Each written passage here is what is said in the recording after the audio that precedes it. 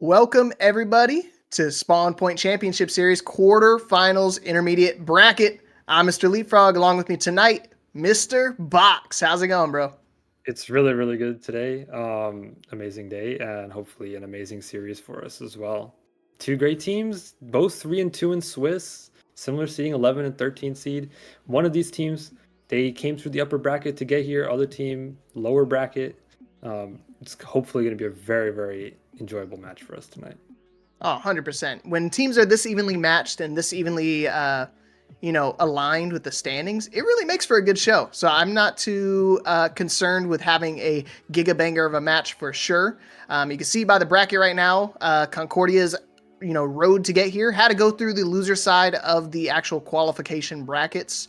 So kind of a tough task, but you see Milkmen obviously qualifying from the upper division, lost unfortunately to Joey Esports, but could have an opportunity to get that run back in the semifinals depending on how that match goes just below them. Again, great Overwatch being played this entire season, and tonight is going to be no exception. Exception. Joey Esports, one of the kind of favorite teams to win the tier so far, so no shame in taking a 3-0 loss to them in that last match. But of note here, as you can see, both of these teams have recently played a similar opponent, time lost. And we see Concordia Crimson drop the map while Milkmen remained undefeated in that matchup. So maybe that could be a little bit of a sign for how this series will go as we develop here. Yeah, obviously Concordia coming into this with a pretty, like I said, they ran through that playoff stage. They were looking really confident. I mean, 4 wins consecutive going into this match has got to keep your team's spirit nice and high. Obviously, Milkmen coming off an 0-3 loss. Not how they want to finish off their playoff run, but at the end of the day, when we go into the single elimination bracket, it kind of all goes back to reset anyways. So not a big deal whether win or loss, just something you gotta keep your team motivated, keep your head in the game, because now it's do or die situation for these teams. Momentum can be quite a killer thing in these playoffs, especially for Concordia Crimson 4 on the bounce. Like you said, you can see the rosters here. 5-man roster for Milkmen. No swaps available for them. Concordia Crimson, they got a lot of players. So hopefully we won't see, for the sake of production here, hopefully we don't see too many swaps. But for sake of MVP too, right? It's gonna be way harder to give MVP if you guys keep tagging people out, man. But Milkman, obviously keeping it solid, just a nice, clean five stack of a team. It's one of those things. It's a pros and cons, right? You keep that momentum. You don't really have to worry about somebody coming into a match cold or something like that. But hopefully, obviously Concordia making it all the way to this point anyways. I don't think they're too worried about it. I think it's nice to have that flexibility between players. Yeah, of course. Flexibility can be very key in these series, especially when you get towards hero bans later in the series. You get throw out some weird picks in there. Maybe the signature comp of yours gets banned out. As we look at the map set here, Milkman opting to pick Oasis. Maybe that tells us a little bit about what we might see here, but Oasis can be a very diverse map between all of its different subpoints. A lot of brawl and potential for dive as well, though, in my opinion. It's interesting to note, though, one thing that I did notice looking at the website, I didn't get my usual kind of lead time to get a chat with either of these teams, but Milkmen have not really had first pick of map through this playoffs at all, and this is their first map pick for first map. So very, very interesting. Both these teams really haven't had that many map picks in playoffs either, so we're going to see a lot of new things going on for both of these teams in terms of map picks. And as you can see here, bans already chosen as well. Good. I like to see the teams are locked and loaded. They're ready to go.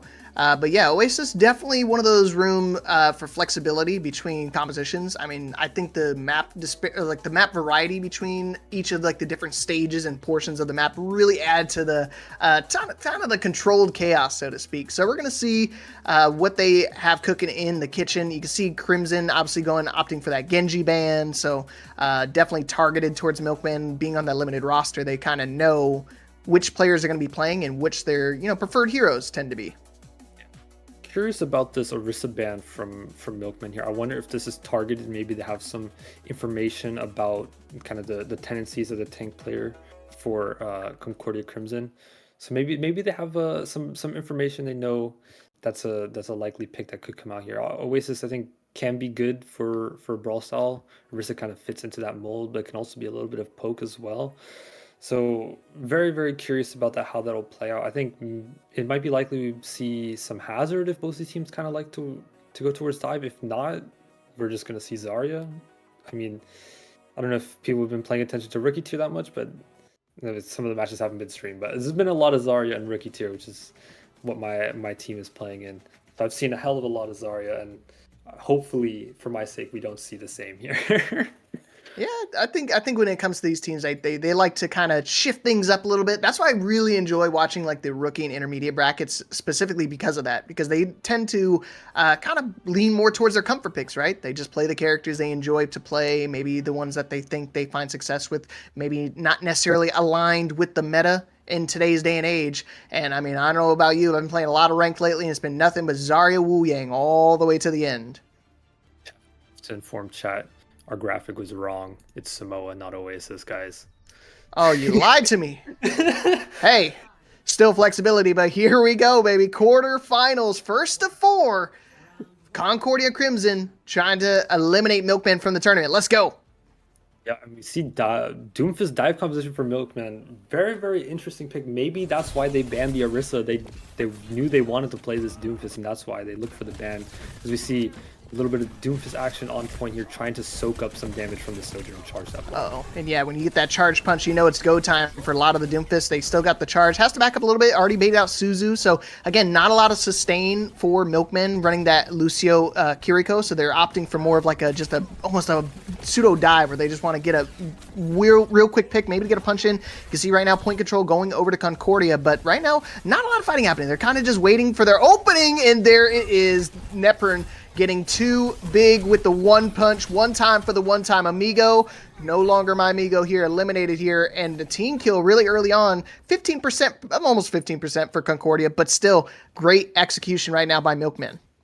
Is a Doomfist dive, I feel like, has a very kind of interesting flow where you have these really massive power spikes versus something that plays similarly to a ball dive, except the ball dive is a little bit more powerful in the neutral, and as you saw there, 2 kills with that punch. Doomfist has a lot of volatility when these dive hits rotation. 100%. And now you see right here, I mean, not even needed. And Mariposa helping close out another kill right there. Going to be able to help capitalize on that. And Nepper just jumping in right now, being a nuisance to the backline as per usual. And when you run this Tracer Sombra, you know, like the OG composition, it's so annoying to deal with, especially when you have like a very fragile backline. I mean, sure, Kiriko and Wu Yang aren't necessarily known for being fragile, but it's one of those things you always got to pay attention to it. Pulse Bomb on deck, gonna stick him. He's able to block, so he's able to mitigate a lot of that damage. Riptide actually getting the pick onto Mariposa, but it's not going to be lasting for too much longer. You see picks going back and forth right now. Very scrappy fight here. Eric getting 2 to try and give Concordia Crimson an in through this fight. Just trying to tap this point here, see if they can find some pressure to force a flip. They've got the Cassidy on the point as well, Kiriko as well. But the down a tank, that tank is regrouping just now to see. But the point has flipped in favor of Concordia Crimson. Yeah, they like that. They like seeing a little stagger right there. Right now, Milkman got to run for the hills, but Perry actually getting a quick little pick on the way out, but still, again, got to reset, got to wait for the team to group up all together. We got a couple ultimates coming up here for the Milkmen. They've got the Doomfist, so Doomfist could be a little aggressive here, going straight to the backline. Mariposa also working on the Kitsune Rush. I think we're going to be using both of them right now. EMP also connecting and finding 3, basically 4 targets right here, and that's going to be a nice team kill for Milkman once again. Pick on the tank might be a little bit impactful here for the setup of Concordia Crimson, make it a little bit easier for them to walk up to point, but you have to match this Kitsune Rush here. Both sides really have that Kitsune Rush. Wu Yang Ultimate also available for Concordia Crimson. Maybe you just send that onto the Hazard and say, go try and find a pick. Hazard has Ultimate as well. Concordia Crimson has some tools to work with here, but they have to be really careful. Parry on this flank with that Pulse Bomb could spell danger very quickly. Uh-oh, and speaking of danger, danger time, straight into the fight here. You can see Riptide just getting access to the kill as well as having the access to the Tidal Blast. I don't think they're going to have to use it here, getting 2 big picks here, and now they should be able to flip it. And I mean, again, this is really big for Concordia because now they have some ultimates to kind of sustain this next fight here. Meanwhile, Milkmen had to use, essentially their main approach tool. They do still have beat, so I don't think it's too big of a deal, but I don't really know how they're going to be able to try to survive all of this big damage incoming for this next fight. I mean, Vanity also having access to the Dead Eye, so something got to keep an eye out for, but Riptide actually dying here is a big pick right now for Milkman. Vanity going to equalize the fight. It's definitely going back and forth right now. Beat coming out here. Everybody's so low, not able to get that Tidal Blast in time. And now with Milkmen cleaning up the last few stragglers onto the point, it looks like they're going to be able to take this first section of the map. Yeah, strong play from this Doomfist comp. Nepern on that Doomfist, finding a lot of value. There's going to be a stall here from the Wuyang. Will die. Hazard going to stall this point even further. There's 2 in the back as well to try and help this stall. But at the end of the day, it is Milkmen taking up this first point cap here on Samoa. Yeah, there's definitely going back and forth. I like the intensity these teams have, man. They're definitely hungry for the win for sure. They're playing very aggressive. Their tracers have been lighting up the kill feed right now. So I wonder how it's going to be going forward here for Parker versus Perry here, because it's so evenly matched. I don't really know who's really gonna take the lead away from him. One thing I have noticed is that Riptide's been kind of like the primary focus of targets for a lot of these fights. So got to find a way to keep your backline nice and healthy throughout the entire fight. Yeah. Ultimately, if you look at the comp of Concordia Crimson, the Wuyang is one of the more diveable targets. Obviously, swap into the Cassidy. Cassidy can be a target as well, but support's generally getting a kind of increased focus in the beginning of these fights. You want to force a lot of those cooldowns, really powerful from the rank, especially that wave. As you see, maybe Concordia Crimson can do a better job of kind of poking out the setup from the Doomfist, make it difficult for the Doomfist to engage when they're full HP, but the angles that they're taking right now is a little bit off, as you see Milkmen getting a lot of pressure on that point side. Ooh. But Riptide find a pick right away. Yeah, Nepper falling really low as well, not going to be able to escape with their lives. And that's the thing, they get there first because they have access to Lucio, so they obviously are way faster when it comes to repositioning for their team. But still, just Riptide finding access to the picks. I'd love to see if Riptide just arced it around the corner and as well as chased him down, because that's something you really got to focus on. When you see right there, another pick from Riptide right now, helping open up the fights, kind of getting revenge right now. I think they're really sick and tired of getting picked, and decides to get the picks themselves. 2 big starter eliminations right now from Riptide has been really setting the tone for Concordia, and right now they're looking like they're in the driver's seat for this map, and they need this here to try to bring this back to a final point. Yeah, Riptide's gonna get an early ultimate here. Maybe you can make a play with that on Hazard a little bit later, but Nepern ridden really, really far, gets picked by Vanity. They're kind of just baiting this dive really well right now, and they're using that Wuyang plus that Cassidy to contest these off angles, make it difficult for Tracer Sombra to set up. And all of a sudden, that Doomfist is just kind of floundering in the front line, can't really do too much to be able to go in because there's no support from a Tracer or Sombra, and it seems like it's an easy gameplay for Concordia Crimson. Yeah, I think they found the answer here. I mean, I feel like Nepernay was doing a really good job at kind of getting the engage for their team, but now it seems like he's almost like a glass cannon. Every single time he tries to make the approach, immediately getting stunned and getting eliminated here. And with no, sure, they could try to wait for that Suzu and stuff, but when they have to commit so many resources to util to try to keep them alive, I mean, you can see right now the fight's going back and forth, but at the end of the day, Concordia just able to sustain. They just have just enough HP to kind of anchor and weather the storm. Yeah, and now they have 5 ultimates to kind of secure this point capture. They're suffering a little bit in terms of the map control. Kind of Milkmen have a little bit more control of the point objective, but Kitsune rushes out for both sides. It could go either way now. Oh, careful, Amigo. Getting dangerously low right there. Riptide does have access to the Tidal Blast. They're actually going to use the downpour just to put it down on their heads. Not going to be able to find too much with it. But you see Nepernay just kind of looking for a target, not able to find anybody that's diveable right now.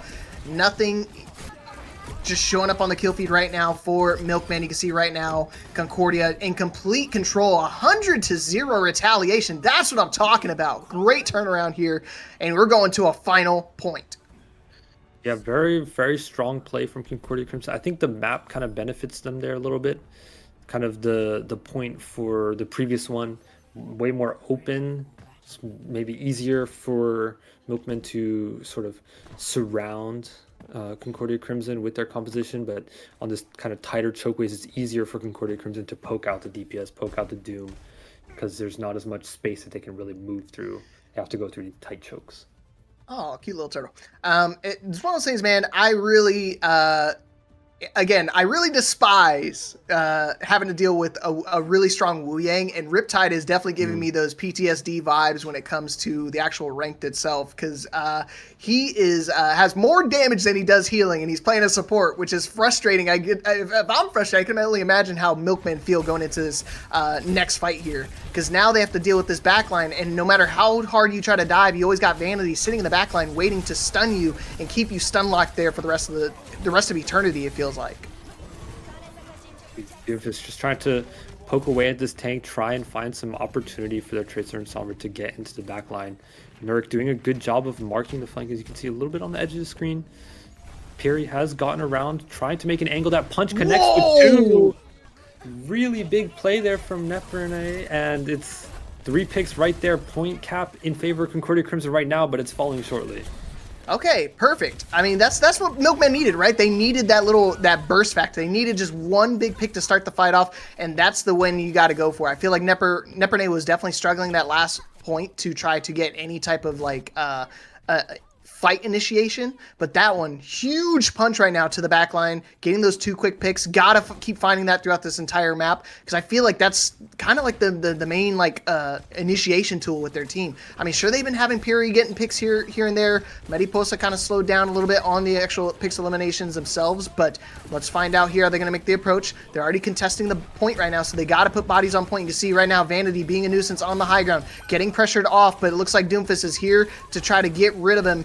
And you see a block on point, pulse bomb coming out, no connection. You can see again the scrappiness going back and forth every single time. Perry just trying to get rid of Amigo, trying to dispose on pulse bomb just to make sure he can clean up the rest of that fight. But Mediposa actually getting 2 picks, and Perry helping clean up the rest of the fight, somehow turning it around. I don't know how it happened, but Concordia was not able to sustain right there despite having the HP advantage. Perry and Mediposa surviving the storm.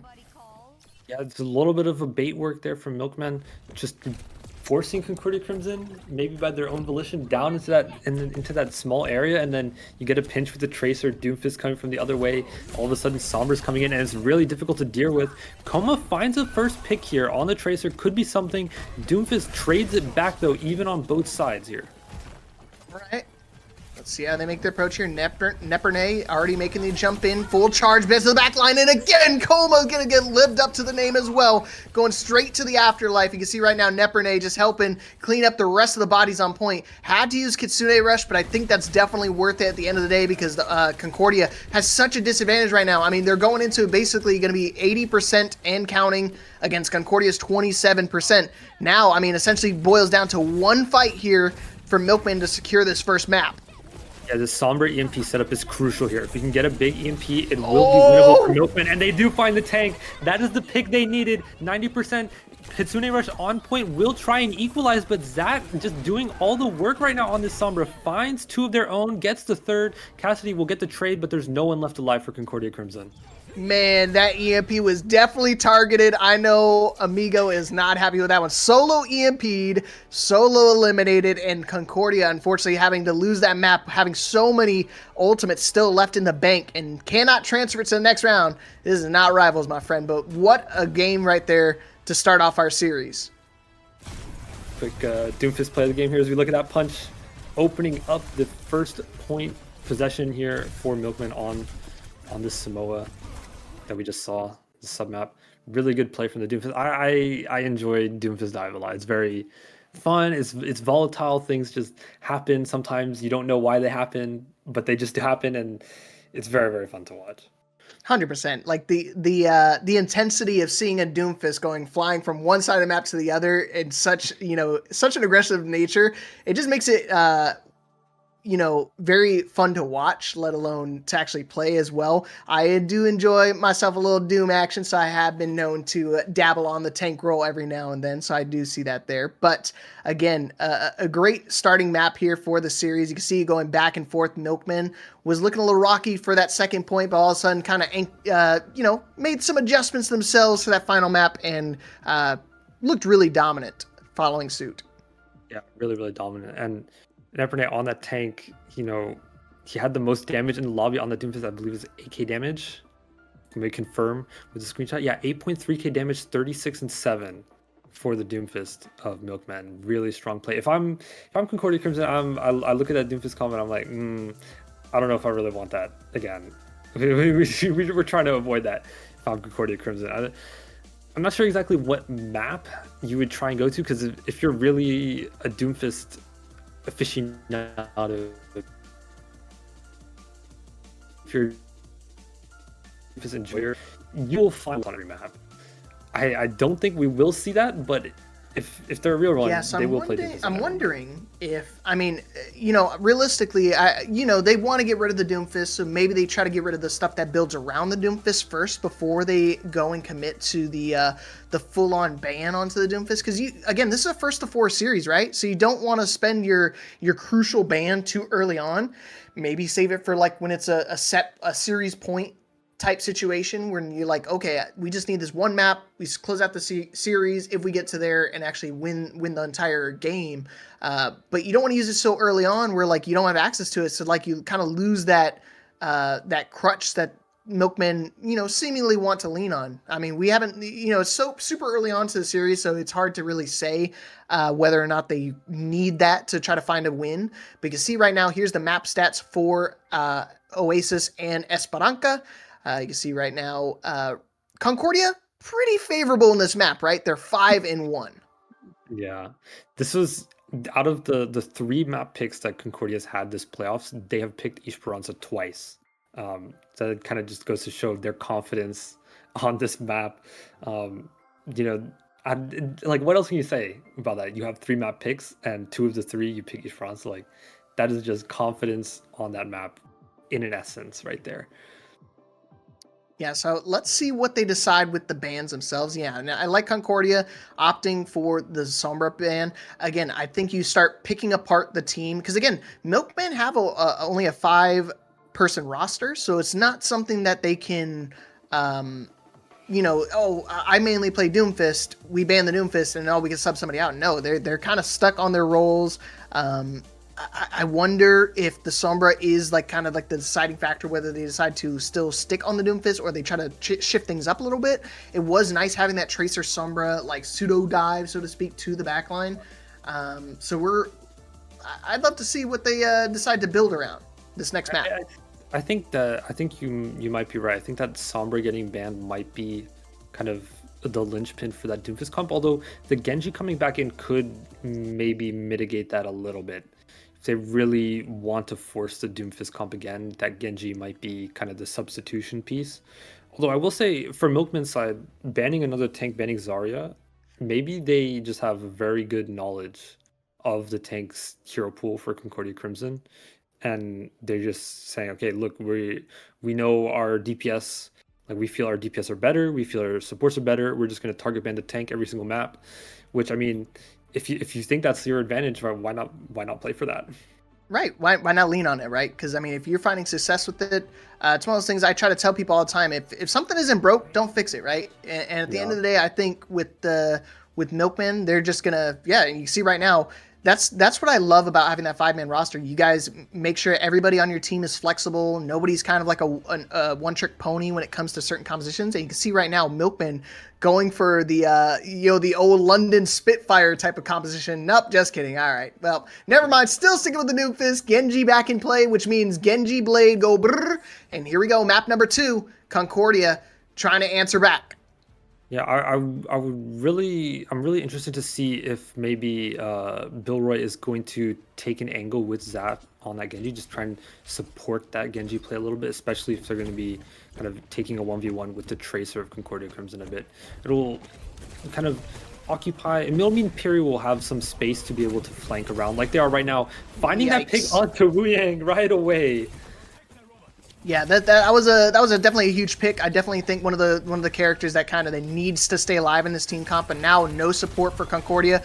I mean, sure, they can try to equalize, get a few picks here and there, but I think essentially their fight is going to be over here. They're going to be happy getting a few meters on the board, but hey, right now, look at this, bringing it all the way back. Hold on, hold the phone, Vanity and Amigo right now, and you see Riptide giving up on the Wu Yang for now, going over to Lucio, getting back to the point quick, and man, I thought that was the fight definitely going over to Milkmen. I was like, well, they're going to be happy with getting a few meters here and there, but still actually able to find the fight win. Yeah, they're able to find the fight win. I think a lot of the composition from Milkmen relies on a lot of movement abilities, and when you have to cross such long spaces, it becomes difficult and easy for Concordia Crimson to punish you when you're using all of that utility just to get into the fight.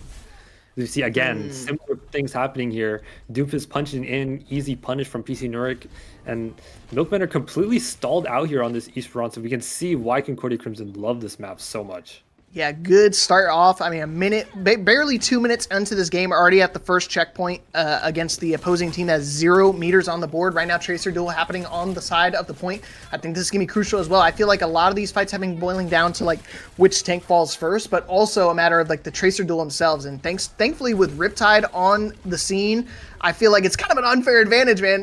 No matter what character Riptide is playing, it feels like he's been always a nuisance even as a support player. So again, more meter to climb right now. I mean, a huge difference in terms of the actual distance that teams got to push right now. Almost 100. Yeah, going to be 100 here in this fight. Yeah, stick onto the Doomfist. Piri trades though. The Continue Rush might be available for Mariposa to try and stabilize this defense, but PC Nurik finds another pick. Perry will trade again. The advantage is in favor of Milkman here, although health bars are extremely low. Maybe Concordia Crimson can try and find something here to keep getting pushed. Trades going either way will be helpful for Concordia Crimson, as the cart being stalled as long as it is will be really, really good for them. See, that was huge right there, because I felt like Mediposa and Bilroy were the only reason why they even stopped that bot. And you can see right there, an early pick on the fight, got a little too zealous. And if they can get the bot back, okay, yeah, I was going to say the bot's going to be able to go away. Period, I'm already saying GG's.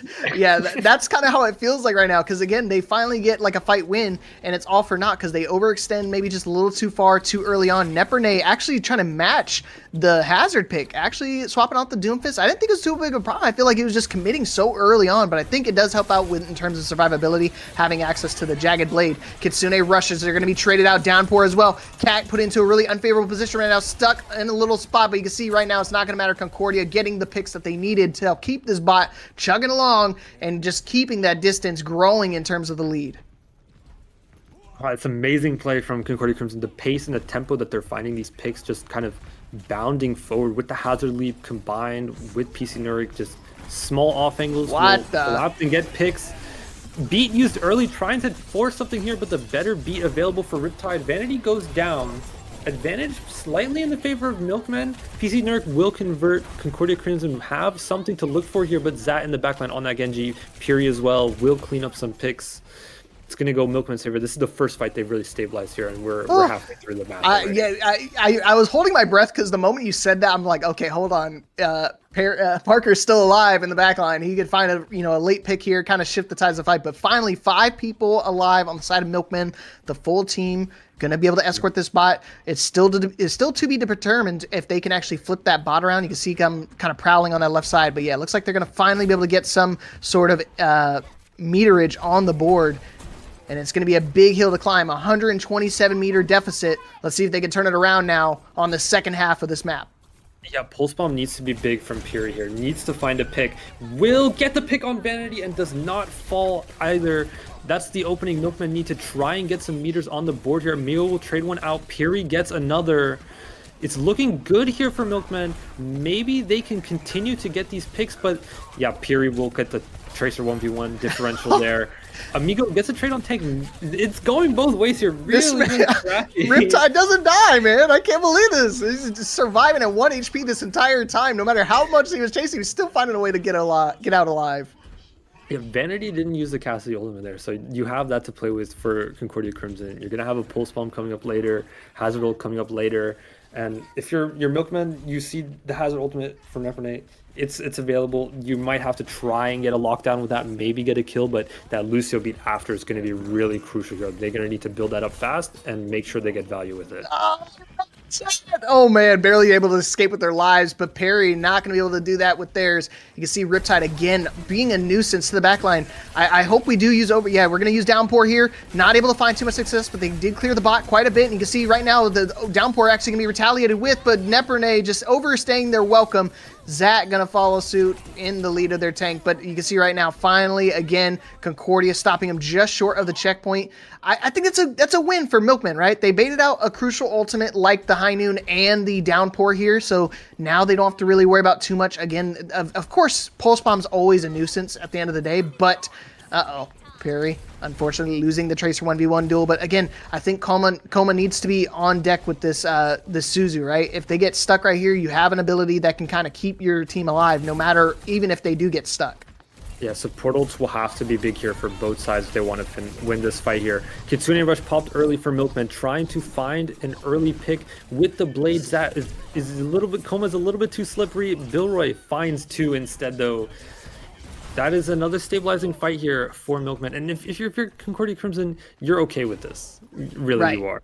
Right, yeah. Again, that was a dry fight, and they baited out Blade and a Kitsune Rush. And now, I mean, you come into this next fight, even if you do, I mean, again, even at the checkpoint, which is essentially another fight that they get to kind of re-engage with, and especially with having access to Lucio still, your team can get right back into the fight. So I do like the fact that Riptide had swapped over to the Lucio, but I don't think Zat was, because immediately retaliating, getting that first pick right off the bat. And again, it's one of those things I think he's been kind of a nuisance for their team. But right now, there's a weird position Concordia is fighting in because they are super far away from this bot, and Perry just going to be able to cruise it, area it on through, and checkpoint has been achieved. A little bit of a misplay here from Concordia Crimson in terms of where they're taking that fight. I think they should just continue to take that fight on cart. Now you've allowed Milkman that point cap, and now they're pushing towards getting a lead here. They have a beat to kind of stabilize if they need it, and also that Hazard ultimate well can be really, really strong here. Oh, B having to come out here. This is huge for Milkman too. They baited out both support ultimates, retaliating with their own Lucio beat. Pulse Bomb onto the Cassidy, and man, they're spending a lot here. They really need to win this fight here. Milkmen are going to be down bad if they do not win this fight, but it looks like they are going to be able to win this here. Big commitment, big results, and you can see right now, finally going to be able to get into the potential 3-digit territory when it comes to this meterage. Again, I don't know if they're going to be able to hit 100 here. I really hope they do, because that's the only way they can make that grueling comeback here. But I mean, 0 to 127 and going to bring this all the way back is still an impressive feat in itself. But right now, 1.5 minutes left on the clock. It all comes down to this, it feels like, right, Mr. Box? Yeah, Mariposa needs to pop this right away. Trade onto Tracer will open it up here, and that Kitsune Rush popped as well. Both teams looking to fight in this area. Concordia Crimson opting to try and take it slow. Nepernate gets really, really low and gets traded out. Vanity and Zach with the blade will try and equalize this fight.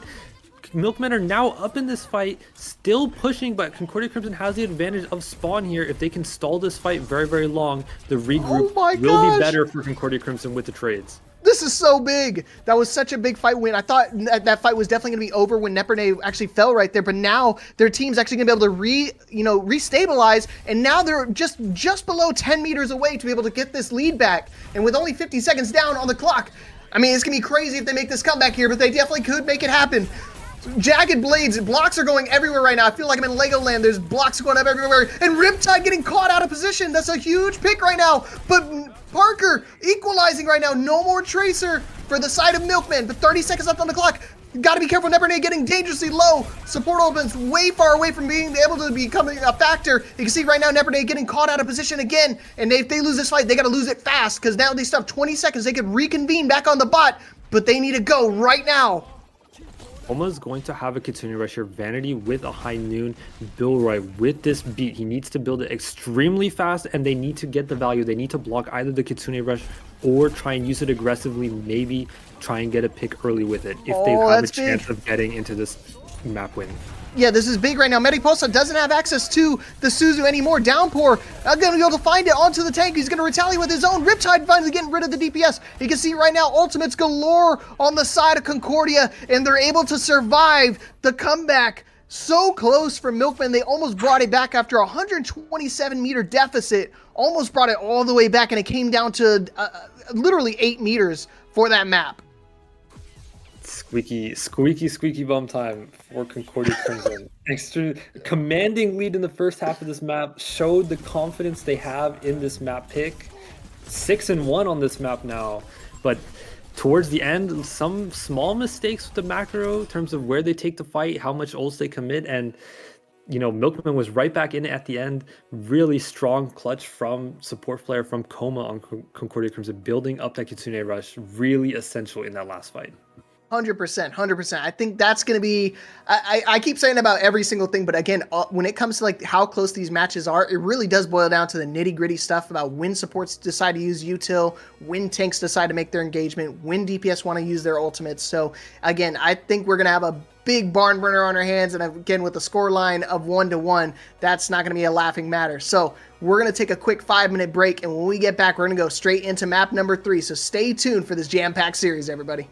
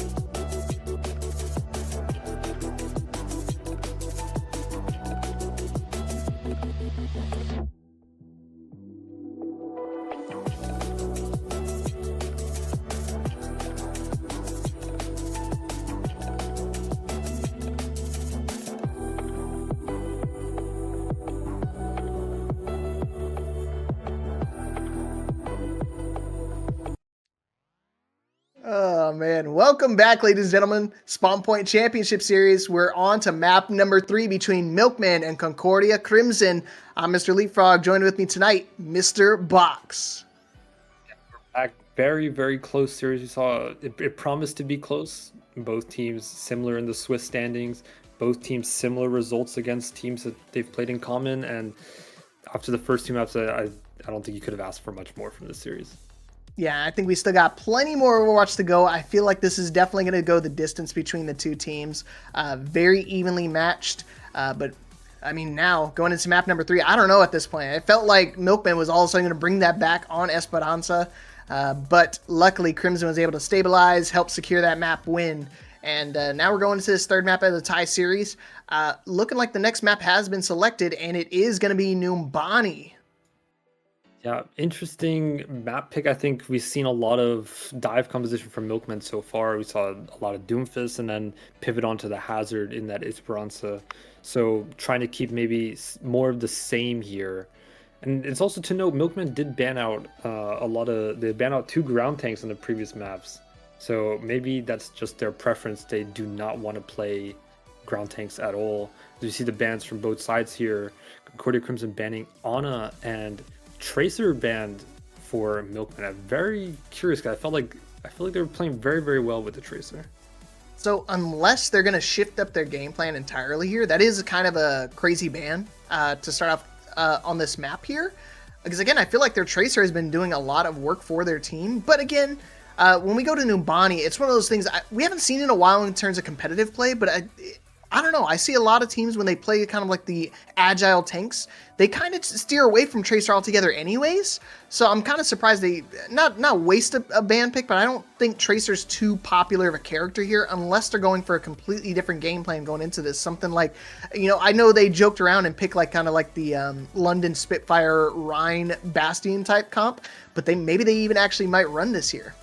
Yeah, the last time I was on broadcast, I believe in advanced tier, I got baited every single map by the teams starting out on Rhine and then instantly swapping right as the spawn doors open. So I'm never falling for it again, guys. I'm PTSD from that. But I think it's very interesting. Like you said, the ban Tracer, a little bit strange. I think maybe the solution as to why they banned that Tracer is because they're, like you said, they want to play something completely different. Maybe their game plan is like, we know our plans for this map. We don't want any Tracer. We're going to play Echo Genji or something. And they said, okay, well, Concordia, no, Parker, PC Nerd did really, really well on the Tracer in the last map. Maybe we just say, okay, we know we don't want to play Tracer, but we're going to make sure you guys don't play Tracer either. Yeah, 100%. So I like that mindset. It's one of those things like if you don't intend to run a certain character, just get rid of it off the table entirely. Because at the end of the day, if you are trying to run like kind of like that bunker style comp where your whole team wants to stay grouped up together, the last thing you want to deal with is one pulse bomb that can kind of nuke your entire team, right? Yeah, especially for Numbani, there's a lot of, especially second point, I think second point for the most part, has a lot of like interesting little pathways that a Tracer might be able to approach from and kind of land a really important pulse bomb. I did not know this existed. This is what I get for playing on low graphics settings. I just never go over here. Oh, and it flies? What? Okay. Yeah, I just never go over to this left side. It used to be like kind of like the go-to, wraparound point for when you play it on the original Numbani, but now since they changed the map a little bit, it made it a lot easier to actually make the approach onto high ground, opening up that doorway a little bit so you're not having to kind of go through the doorway of death, so to speak. So it definitely makes things a little bit easier on the approach as well. So I wonder how they're going to make the approach here. And again, it looking like on defense, Crimson is going to opt to the Hazard as per usual. I think it's a great tank, has the ability to climb and scale walls. So verticality is definitely not an issue when it comes to the team. But let's see how they hold their defense here against Milkmen, looking like to go with the dive comp here. No Tracer needed. We're going to go the Windun. Important to note for people in chat, we have swapped sides here. So Concordia Crimson is now in blue. To me, a little bit more of a kind of poke setup with this Wu Yang Curie and the Reaper just marking that door, going to make it difficult for the Winston to really stay up there. As we see, the health bar gets chunked extremely low. Nade forced to be used in defense for Milkmen Whoa, and whoa! why? Slow down, amigo. I ain't. Can a white boy speak a little Spanish tonight? I mean, hold on, man. You got the tank pick. There's no reason to push there. Now they're going into this fight 4v4, and the tank is going to be able to get back before yours does. So that's a big mistake from Amigo there, just overstaying their welcome. And now Vanity has to relinquish the high ground too. I hope they don't have to live in regret with that decision right there. And you can see right now Zach going for the prowl, going straight to the back line, and Riptide unfortunately doesn't have that support on the high ground. Nepernay getting a little low thanks to Parker with his Reaper, but again, it looks like they're going to be able to stabilize a little bit. Nepernay getting dangerously low, but not before Parker falls. And you can see right now Amigo just jumping straight to the back line, and I don't know, this fight is everywhere right now. Yeah, this Genji kind of just pushed forward as Amigo went in and will collect the pick on Tacoma. Can be very important here, especially that Wu Yang healing resource can get quite low. So Piri with the Sojourn shot will be able to secure the kill and get this first point cap here for Milkmen. Interestingly enough, Mariposa is going to be the first one to an ultimate here with that Kitsune Rush. Yep, no Lucio either, so the fights tend to go a little bit slower. They still have access to like the waves. Hit them with the wave check, so that way they can see if they can get into a fight a little bit faster or not. But again, I think the big damage differential between the two teams when it comes to having the Hazard, the Cassidy, and the Reaper guy, they just had output way more damage. You can see Mariposa actually starting off the fight with the Kitsune Rush, not able to find any targets. They're going to just kite it entirely, and I definitely agree with this decision, but they're going to actually retaliate with the High Noon. Cat getting caught, Zach getting caught out of position, has to run for the hills, and we're also going to commit the Kitsune Rush. I think we get a refund on that one, because I feel like Vanity already made a ton of space. But here we go, reversing the tide. Zach going in with the blade and going to be able to get 2 picks. And you can see Bill Ray gets the credit for that pick, but it was essentially all Zach all day, jumping straight into the back line, and a team kill for Milkmen. Really good push-pull here from Milkmen, recognizing when they have the advantage, when they have the disadvantage, and I feel like that's really key with the Wu and Curie comps is you're always kind of slow walking. You're either slowly disengaging backwards or you're slowly walking forwards with the immense poke pressure from the Wu Yang shots and the Curie as well. Whoa, and Reaper straight to the back line, not able to find any targets here. That's the thing, like he really committed on that decision, but still Parker able to get the pick on the Zach, and you see Amigo running for the hills, not going to be able to survive for too much longer. Parker surviving the onslaught from the overclock, but still able to get that pick dangerously low still, so we're going to have to slow down the fight just a little bit, but you see Riptide running for their lives, and right now Nepernay is just being a nuisance on this Winston. Suzu being baited out, but I don't think they're going to be able to survive for too much longer. Parker, no access to Death Blossom either, so now it's just going to be able to help clean up the rest of the fight, clean up the stragglers, and get this second point here. Milkmen parading on through, 4.5 minutes going into this last point. Yeah, look at it. If you saw kind of towards the end of that fight how both the DPS for Milkmen and also Kiriko kind of just took on that high ground side as the push came in from Concordia Crimson, setting up a pinch and really just put so much pressure on the backline, collecting kills easily, and they have ult advantage here with the early Kitsune Rush. All right, you spoke it into existence, Box, but here we go. Oh, downpour coming out here. Suzu at the perfect time. Mariposa coming up clutch with that ability, completely negating an entire ultimate, all at the cost of 15 seconds, because sitting in that Kitsune Rush, making those abilities go down way quicker. Riptide also getting onto the kill feed. Finally, been kind of quiet this game, but looking like they're going to finally wake up on this final point. But just when I say that, Bill Ray said, hey, that looks great. Let me copy suit. Getting the pick onto Parker. And now it's kind of at a standstill, 4v4 right now, but now you're losing your big chunk of your main damage. But I think we're going to use Tidal Blast here to engage onto the Winton, but let's find out. See if that Tidal Blast goes onto the Winston or the Genji. I think they're both good picks, but Kitsune Rush with Amigo finding a pick onto Piri is a good start for Concordia Crimson to stabilize on this third point. Vanity gets a pick as well onto the diving Genji. Full retreat here for Milkmen. See if they can make it out alive.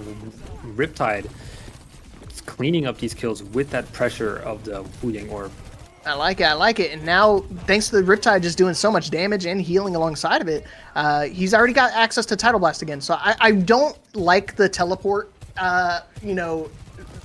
Tidal Blast onto the Reaper guy. It's a very aggressive strategy, but again, even if they don't have a Lucio, they can really disengage fast. So there's not something they can really lean on too much, but they're going to give it to the Reaper again, going straight to the back line. He's not going to be able to find a big pick, but he is going to find a parry, and now thanks to the overclock from Vanity as well, they just completely shut down the fight, and you can see right now, that was a hate crime onto parry. They do not like that Sojourn, and right now, Vanity, first time they've been playing Sojourn this entire series, and it's been looking pretty even keeled between him and Piri.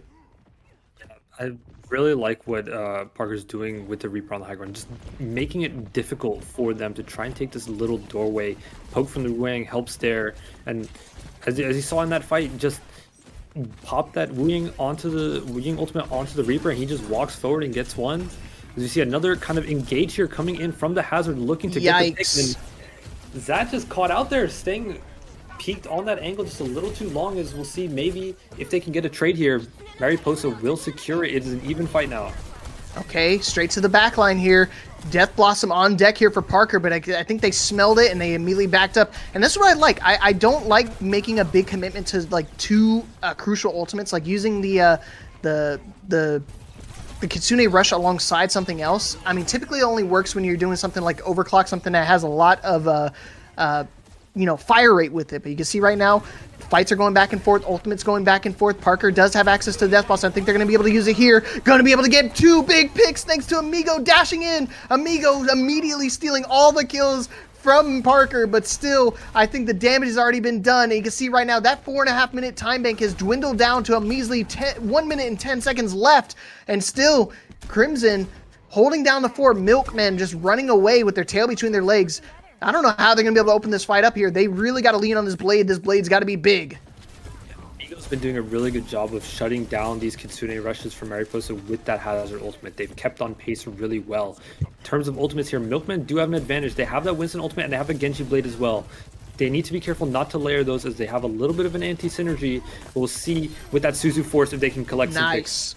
Yep, Coma caught out of position, not able to survive for too much longer, but here we go. Blade as well, going to be able to help clean up the rest of the fight. Two big picks from Zat, and the nice reflect for the 3K. Team kill on deck, still 30 seconds to go. They need to cap this point with time on the bank, because as you know, Hybrid, you want to have at least 1 second on the clock. 1 second goes a long distance here, but Amigo still able to make it onto the point. Actually going to use the Riptide, the Tidal Blast on himself. Not able to find too much success, but he made the space on the point already. But Amigo now having to survive on the point by themselves. Amigo all on his lonesome here. And now with the Primal Rage, they'll push him off the point. 2.6 seconds is plenty enough to be able to give them the space they needed. And Perry swapping over to the cast last second. I didn't even see him swap to the cast, and able to help clean up that fight. I mean, sure, the round had ended, but I think they would have been in a perfect position, I think, to be able to close out that round.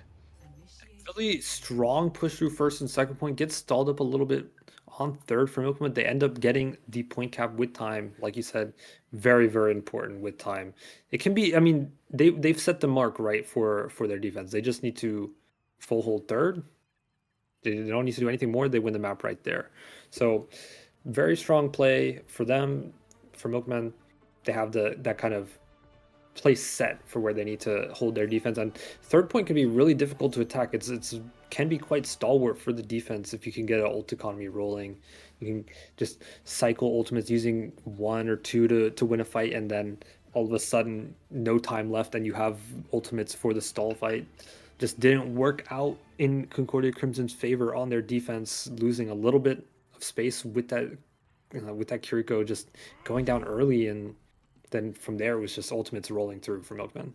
Right. It was definitely a domino effect, so they definitely need to lean on their Kirikos a little bit more going into these next few fights. Especially you saw right there, I mean, once Zat saw that the Kiriko died, it was pretty much like an instant go button, because at that point he immediately popped the blade and was able to help clean up the rest of the fight, because again, you lose access to your invulnerability state, right? Because that's the only way you can really survive a lot of those high damage situations is with the access to Suzu. And I think Milkman definitely saw that and exploited it throughout that rest of that final point in just the nick of time. So let's see how Crimson wants to retaliate with their fight here. Going into the fight, you see right now the defense from Milkman, kind of a split on high ground situations. I wonder if they're going to just make a full commitment onto one side or the other. But again, with the amount of movement utility that their team has. They can definitely hop back and forth between spaces. See Parker on the Genji this time.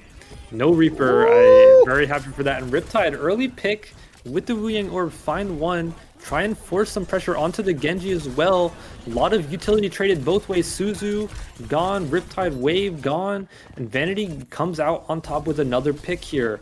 Advantage for Concordia Crimson if they don't mess up the trades, and Vanity will secure them another one. That should be first point cap here for Milkmen, or for Concordia Crimson. You would think, right? So, I mean, let's see if the Milkmen decide they want to re-engage here. They do have a couple people kind of lurking on the side right there. Vanity getting dangerously low, but you can see right now, Winston getting back to the fight, but not going to be in enough time. You saw Zat try to make that last second touch. I think they wanted to go for a recontest right there, judging based on how they were positioned, but just not able to get to there in time. And again, it's interesting, no Lucio ban, and there's been absolutely no Lucio being played on either side. So definitely a lot slower in terms of re-engaging as well. Bola shot on deck for Vanity, so I'd love to see it being used kind of early here. It's almost like a pulse bomb, so to speak, right? It's such a cheap ultimate. You can kind of send it out, and if he gets a pick there, it's just going to build up another 25% towards his ultimate. So definitely something to look out for. You can see Amigos cutting off the Winston from their team. Excellent positioning right there from Amigo with his jagged spikes as well. You can see right now Zat just running for the hills, not going to be able to survive for too much longer unless they can get some sort of sustain, some sort of healing. And you see Parker immediately dashing in.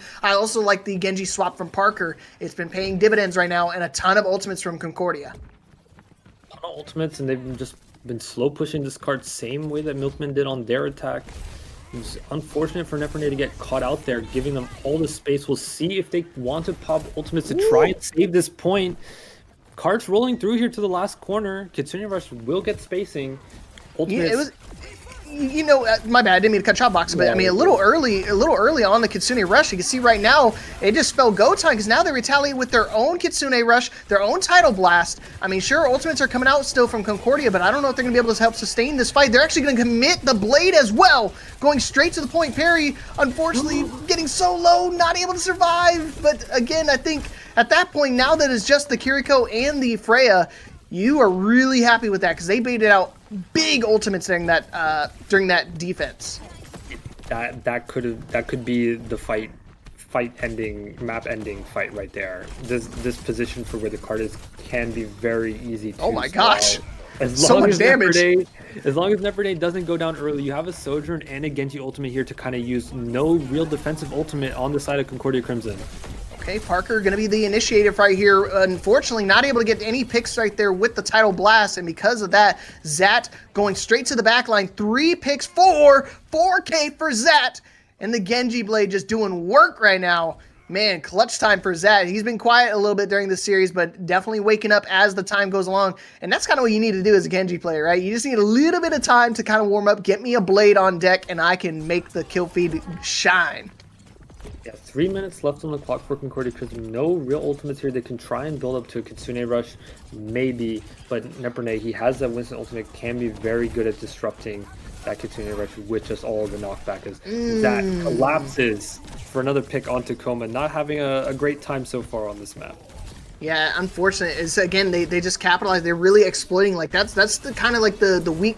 I wouldn't say the weak link, but just like one of the things that they can really take advantage of every single fight. If they could just pick the Kiriko every single fight, they essentially give themselves a free fight win, right? Because at that point, you have to rely on the abilities from Kiriko to survive any type of these dives.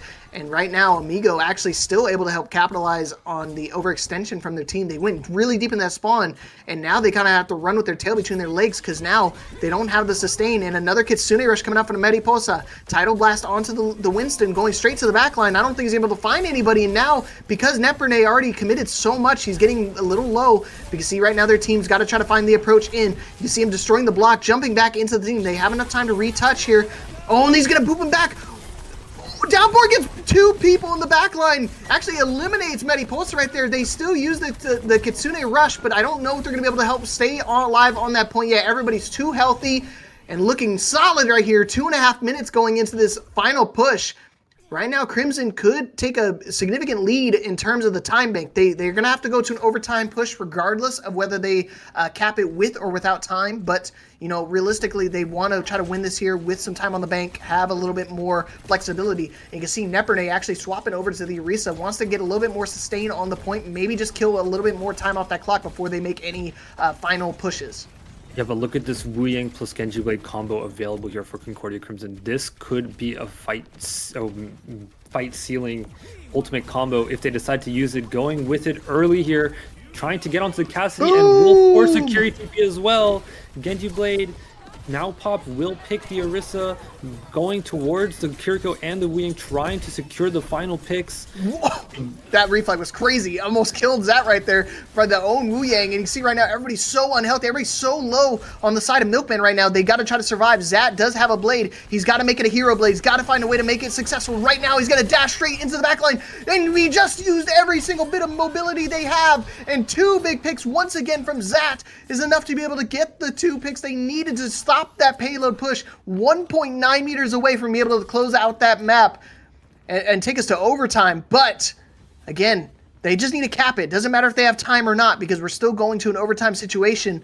A potential draw is in suit here, and I know Layla's in shambles right now, does not want to see a draw. We ain't trying to stay later than we already have to. First to 4 actions, so there's going to be plenty of time to be playing tonight.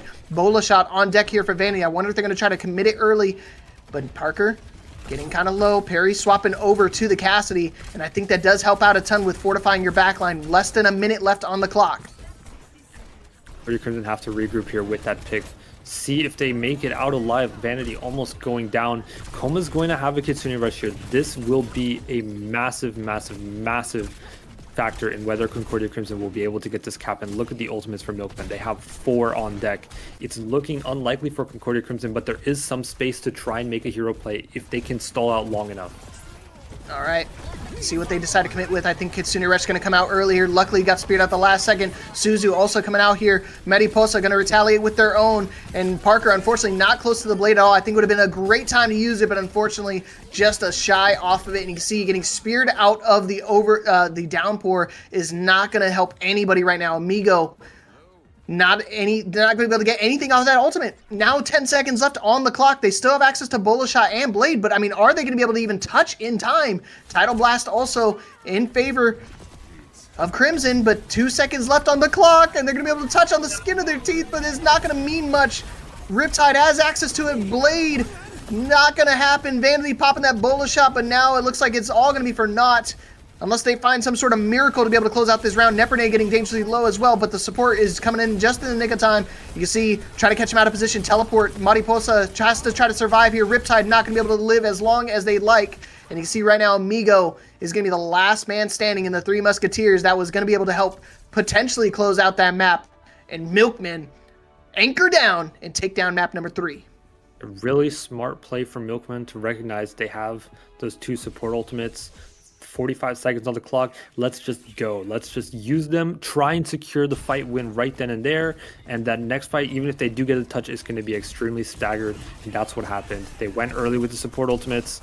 They got the picks. Even though that Hazard stayed alive, that Wu Yang stayed alive, it was incredibly staggered and secured them the map win. 100%. And again, I think you already alluded to it earlier on. I think the macro gameplay is the big difference between these 2 teams. I feel like Milkmen is making really good decisions in terms of like when to use their ultimates and when to kind of back up and just kind of pace it down a little bit. Especially with that amount of time bank coming into that final push, they both had a pretty significant time bank, and it all got dwindled down towards those last few fights on the finish line. Yeah, very strong play from Milkmen on that map, and then of course it was their map pick. Wait, I'm lost. I'm lost, guys. who? It was close. It was very, very close. Who actually won this map? My brain is gone. Milkmen won that map. Milkmen won that map. It was selected by Milkman, so they are still. What are they? They are. Don't forget, you got they swap colors, guys. Don't trick us. It was Milkman's. Trying to see if you're trying to pay attention. They're trying to see if you're paying attention. I'm I have too much going on with my exams to be getting tricked like this. There you go. Maybe I'm too tired. There we go. I was I was about to be losing my mind there. You saw Nepernay just hold out on the Orisa swap. I wasn't too sure about it when it happened, but turned out to be a very nice solution for Milkmen. Orisa just anchoring that front line, making it difficult for the supports to walk up. Extremely nice. It was so smart too, because again, if you get that spear onto like either the Kiriko or the Wu Yang, it kind of isolates them from the team, make it a little bit easier to pick. And with having the Cassie as well, it pretty much nullified Amigo's attempts at jumping to the back line and trying to make some space for their team.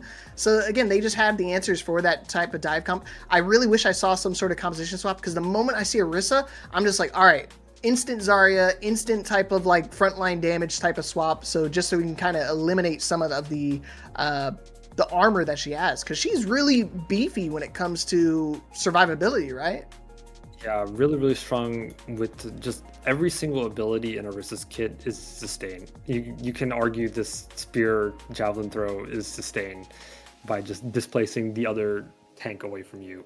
So that just incredibly bulky, like you said. So difficult to get rid of, and the Zarya wasn't banned. The Zarya was banned last map, so Zarya was available to pick, and I get it. It's not as effective as it would be in rookie tier, where shooting bubbles doesn't really exist. Up in these tiers, it's just like, we're just gonna ignore the bubble, but still that beam damage can do a lot. As we look at the potential map picks here for Concordia Crimson, see where they might try and go next. The one thing I have on the table here from my research, Concordia Crimson, besides in the 3 map picks we said earlier, they picked Esperanza twice. The only other map pick they've had so far in playoffs, they've picked Suravasa. So maybe that is going to be their map of choice here for map 4. But I wanted to get your thoughts. Maybe you jinxed it. It was you picked the other one. It had to been a flashpoint, right? That was the only thing that made sense, because I think out of all the matches they've had in playoffs, they've only chosen push and flashpoint. So when push comes to shove, I think they really had to kind of lean on this map point. I wish they would have saved it for one more map, but at the end of the day, I don't think they want to fall 3-1 in the series so early on, because again, it's 1st to 4, so they still have to bring it back on another retaliating map pick from Milkmen. And you saw in the map selection before, they actually do need to play all the maps before they actually rotate and pick another same game mode, so you're not going to see a whole lot of repeats when it comes to there. But if you look at the New Junk City actual standings for it, 1-1 for Concordia. I'm surprised they didn't try to go Suravasa, right? Because I feel like that's their best standing for it. And Milkmen, I guess, do have the reps on it, so maybe they just didn't want to chance it with going with that map, because they've had enough experience where they may be able to find some sort of game plan going into the New Junk City 2.0, right? The new revamped version. I mean, I'm a fan of Atlas. I like Atlas as a map. Maybe I'm the only one. I would have picked Atlas. I'm with you, Box. I like it too. Yeah, as we see bans here for both teams, Milkman getting the first ban, banning Hazard, which very astute ban from them in my opinion. And finally, both teams not really either of them wanting to play Lucio, kind of trying to play Kiryu Wuying, and the Lucio ban from Concordia Crimson is going to seal that for this next map, I think. Interesting. So I'm guessing we're going to still see Wu Yang and Kiriko the entire night until it eventually gets banned, one of them. So definitely going to be a pretty annoying backline to deal with. I think a lot of them have that pick potential with the kunais and the actual wave balls themselves. So I'd love to see what they decide to approach with coming into map number 4. Milkmen kind of in the driver's seat right now. They still looking really solid, but at the same time, I don't think it's a total pushover, right? I think Concordia has definitely had some glimmers of hope, and they look pretty solid as a team overall. I think they just need to kind of, like you said, kind of sharpen up the macro a little bit, make some better decisions on when they want to commit ultimates and what 2 ultimates they want to try to combo together to create a little bit more synergy with them. Probably the key point is just trying to get more value from your ultimates. For Concordia Crimson especially, there's sometimes where The Kitsune Rush gets used, and it's not the most value possible. You're lacking a little bit, and then that next turn with the ultimates from Milkmen comes through, and now you're down on abilities, you're down on cooldowns, you're down on ultimates, and you're getting traded out in that fight. So it's still extremely close. It's fine margins, and it's to be expected, right, from both these teams in champ bracket coming through all the way to this quarterfinal. Dude, where's this at? I know this map changed, but I legit don't know where this part of the map is. This is This is above the blue indoor one ducts. I think it's called. Oh, okay. I was just like, again, this I know this map has been in the game for a little bit, but man, it's everybody avoids Flashpoint like the plague, and I love the game mode, including Atlas. Atlas is like one of the maps I always try to pick, and everybody's like, ew, why'd you pick Atlas? And it's like, no, it's a new map, Flashpoint, new game mode. Give me a chance. Yeah, look at this team composition for Milkman. Bastion May, you'll love to see it. Wu and Curie, nah.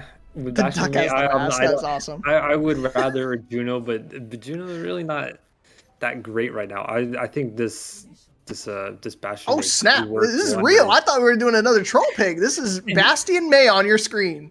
Yeah, if you remember way back in the day on Contenders and the Pro-Am, you had a Bastion May walls up, wheels down. That's kind of what we're going to be seeing here. Look to wall off the backline from that Doomfist and just burn through with the Bastion form. As we see kind of the fight going a little bit wrong here for Concordia Crimson.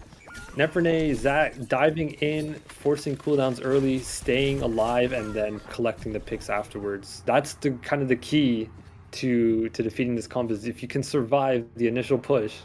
It's a really low power level from the neutral play of that Bastion May. 100%. Again, it's one of those things like you pick apart the team piece by piece, but again, the initial fight is all going to be reliant on the actual, wall and wheels actual configuration. So if you survive that ordeal, I think your team's looking pretty solid. Again, they don't have a whole lot of pick potential beyond the icicle burst to the headshot, but you can see right now, I mean, now that Tracer back on field right now, Perry is just being real annoying. Absolute monster. Will get traded out. Vanity and Parker finally getting some picks here. Only Wu Yang heals, I believe, for Concordia Crimson. They do have some space to try and get a cap on this point, but Milkman will be able to touch with that Doomfist and try and make it difficult. All right, they get the point here, and they have to give up space again because when they have the ability still locked and loaded, there's not much you can do. You see right now, Nepernay just running for the hills. It's almost a pseudo replay, so which gives us some time to kind of talk about it. But Zat, we come back to real life, we come back to reality, and Zat just immediately lining up the kill feed. And again, it's one of those things. I think the comp is it's definitely there, but it's so hard to kind of lock somebody down when they're playing such an elusive. Like you're not really able to wall anybody off, right? Their entire team is so agile. They have access to the double jump, the wall jump. They've got access to so many things that can kind of get them out of those precarious situations that almost nullify this team comp. Swap essential here for Concordia Crimson. Need a little bit more power to be able to contest off angles, contest the Tracer, just have flashbang, help with kind of dealing with a Doomfist dive or Genji dive as we Punch comes in, forcing a lot of CDs, but ultimates traded for both sides. 3 used for Milkman. They need to win this fight, and that Punch, somehow nobody died to that? I have no clue how that didn't. But as we go, more ultimates used here for Milkman. Again, it's like a pseudo replay where we get to kind of go back in time for just a few seconds to see what it was in the moment. But yeah, definitely a big punch from Nepernay. Again, the synergy between certain ultimates really do make a big difference for these team comps. And you can see right now Zat helping clean up the rest of that fight off of the back of a Tidal Blast. They don't have access to any support ultimates coming into this fight here, so Concordia can definitely have the advantage. They have almost 4 ultimates on deck, but let's see if they can find an early pick onto Nepernay. Might have to use that Meteor Strike early on this fight, and they do. Suzu being baited out as well, and Koma looks like they're going to be focused, the primary target every single fight here. Parker popping the Blizzard as well, finding onto Zap, but the rest of Milkmen still looking pretty healthy. Just when I say that, I feel like Doomfist is running for the hills, just desperately trying to stay alive. Yeah, it's going to be easy for Milkmen to kind of stall this point out with the heroes that they're playing. Cassie swinging this high ground, looking to provide pressure on an off angle, try and force them away from this point, which they do successfully, but Perry finds a trade onto Coma. Maybe that opens things up here for Milkmen as that comes in and collects 2. It's winnable here for Concordia, for Milkmen with all that pressure from Zad. Zad doing a really good job on this Genji, just cleaning up all the pressure that the poke from Wu Yang and Kiri and Tracer and Doomfist is doing. Just those dash resets punishing really, really hard right now. Yeah, you know, as a caster, I try to stay impartial, but yeah, I was gonna say that I think we definitely need to make some changes on Concordia's comp because it is just not working, right? The Mei is not finding the success that they were hoping for. Maybe if Milkmen were playing a little bit more solid, I think that would have worked really well against the Orisa, that last map, but now that they went back to the Doomfist, they've got to find an answer right now because they're already down 0-2 maps, but it's not over yet. So, I mean, I think Parker swapping over to the Tracer definitely helps out a ton. Vanity back on their tried and true Cassidy, gets this first pick off the fight, and you see Nepernay also falling as well, means they're going to be able to get this first point here and maybe start the comeback. Start the comeback, they might be able to do it. Cassidy ultimate with a Ramatra ultimate in the back to kind of stabilize a point cap if they really need it, but Riptide, big poke, maybe they don't need any ultimates to secure this fight here. Low health bars for all of Milkmen right now. Forces a Wu Yang ultimate in response to try and save the fight, but Concordia Crimson already have point capture. They don't really care if this fight goes long. It's actually in their benefit here. As yeah, Coma gets securing pick at the end of this fight. Yeah, and with no Lucio too, like the fights become like tremendously long for them because again, the ticks for Flashpoint tick way way faster than your average control map. So it's one of those things, if they can get one more fight win here, I mean, they might actually be able to close out this third point, first point for them. And you can see a ton of ultimates coming up for Milkmen here. I hope they don't make a big overcommitment here because, I mean, it's not something to want to see. Vanity coming up clutch. Both DPS shut down, and they baited out both DPS ultimates from Milkmen. I was just worried about making an overcommitment, and look what happened. Mediposa pop in the Kitsune Rush. They pop both DPS ultimates, and they immediately got shut down all off of one Vanity High Noon. Clutch time for Concordia, finally getting on the scoreboard here, and this is exactly what they needed to help turn this map around. Yeah, exactly what they needed. They will go on towards the second point. We'll see if they will be able to get any position, but that Tracer forced out early. There's now going to be no free position here available for Concordia Crimson. They might be able to fight this here. Doomfist kind of end up stuck in a bad area, but they will be able to get out. And if they can regroup here, they will have a good fight here with Ramatra ultimate and a Kitsune Rush. To Milkmen, they don't really have a defensive ultimate, only that Doomfist ultimate available. Oh, Zat may be able to survive. Yeah, not enough support in the world that can kind of keep him alive right there. You can see right now getting chased down, Wu Yang running for the hills, not able to find the second pick there. But again, thanks to Riptide chasing him down with the water orbs, bending it like we're in Wanted right now, and immediately trying to catch the rest of the picks right there, the staggers that they need the most. And right now, again, I love this change. I think they look way better as a team versus how they looked at the start of this map. Yeah, it is to note here, I think both maps, both points that they've rolled so far in this one and the previous one, I think heavily benefit their comp with it being kind of closed in. There's really hard chokes that Milkmen have to try and engage through. Really benefits the poke pressure from the Wu Yang, from the Cassidy, and Tracer just being able to mark one of the exits instead of having to mark like 3 different options. Mm-hmm. Hey, would you rather have $1 or $2, right? That's always the mindset when you come into these fights. So you can see right now, Nepernay immediately forced to use the Meteor Strike right here. Wonder who's going to try to land on. Yeah, we're watching Riptide and Coma, like trying to see who he decides to land on. Opts to go for the point here. Kitsune Rush on point, not able to find any success with it. I wonder why they just cleared off point. I mean, it was like a high noon was happening, but it was like 11 o'clock. You see right now, Vanity help able to clean up the rest of that fight right there and immediately flip that point back over in their favor right now. This is looking really solid for Concordia. I like the comeback here. They have access to High Noon if they want to try to make a desperation touch, but I think they're just going to give it up here potentially and go on to a final point here in this map number 4. Yeah, and Milkman will have a kind of engage tool for the next point with that Wu Yang ultimate, but Concordia Crimson, they have it to match. They have a Tracer and a Pulse Bomb, Tracer and a High Noon as well, so it could really go either way. The Orisa swap, I'm not too sure, but maybe Orisa can get a good matchup into the Ramatra. I think both have pretty strong sustain abilities and can brawl pretty well. So I think really the real difference is going to be who can get more value. Is it going to be Parker on that Tracer or is that on that Genji? I don't know, but it all comes down to this Nepernay going over to the seemingly desperate Orisa swap. Uh-oh, Parker going straight to the backline, has XP, knocking down Nepernay, and Vanity is helping clean up the rest of the fight right there. 3 picks on the kill feed, no ultimate necessary, and Vanity is looking completely in control right now on this Cassidy mirror right now. Man, I'm looking real hopeful right now for Concordia fans because they are going crazy. Yeah, they have a high noon for spacing here. Might be able to bait a Genji Blade plus Wu Yang onto that, but they might lose that fight regardless. We'll see how much time they can buy here with their kind of ultimate disadvantage scenario. But if they lose a fight and then win the next one, they will be advantaged. Oh my gosh! Nothing scarier than a Orisa twirling in your face as a Cassidy. Blade to the backline. Zat getting really low, able to get the pick and able to survive with their life. So I think they really like that. Pulse bomb coming out from Parker, not able to find success, but Perry does fall, unfortunately, swapping off the Cassidy, going to the Tracer, not able to find too much success. We can see picks going back and forth right now, and it looks like Milkmen are able to stabilize. I was going ultra fast right now because I don't know if it was going to go back in time or not, but right now, it looks like they're able to stabilize. Coma actually committing and using the Kitsune Rush here, also popping the Annihilation. Zat better run for the hills right now, trying to clear the point, and Nepernay falling dangerously low, able to survive with the skin on their bones, but it looks like it's going to run for the hills. 1 HP in a dream. Amigo is doing a really good job at clearing this side off, and right now the fight's going back and forth right now, and it's honestly anybody's game at this point, Box.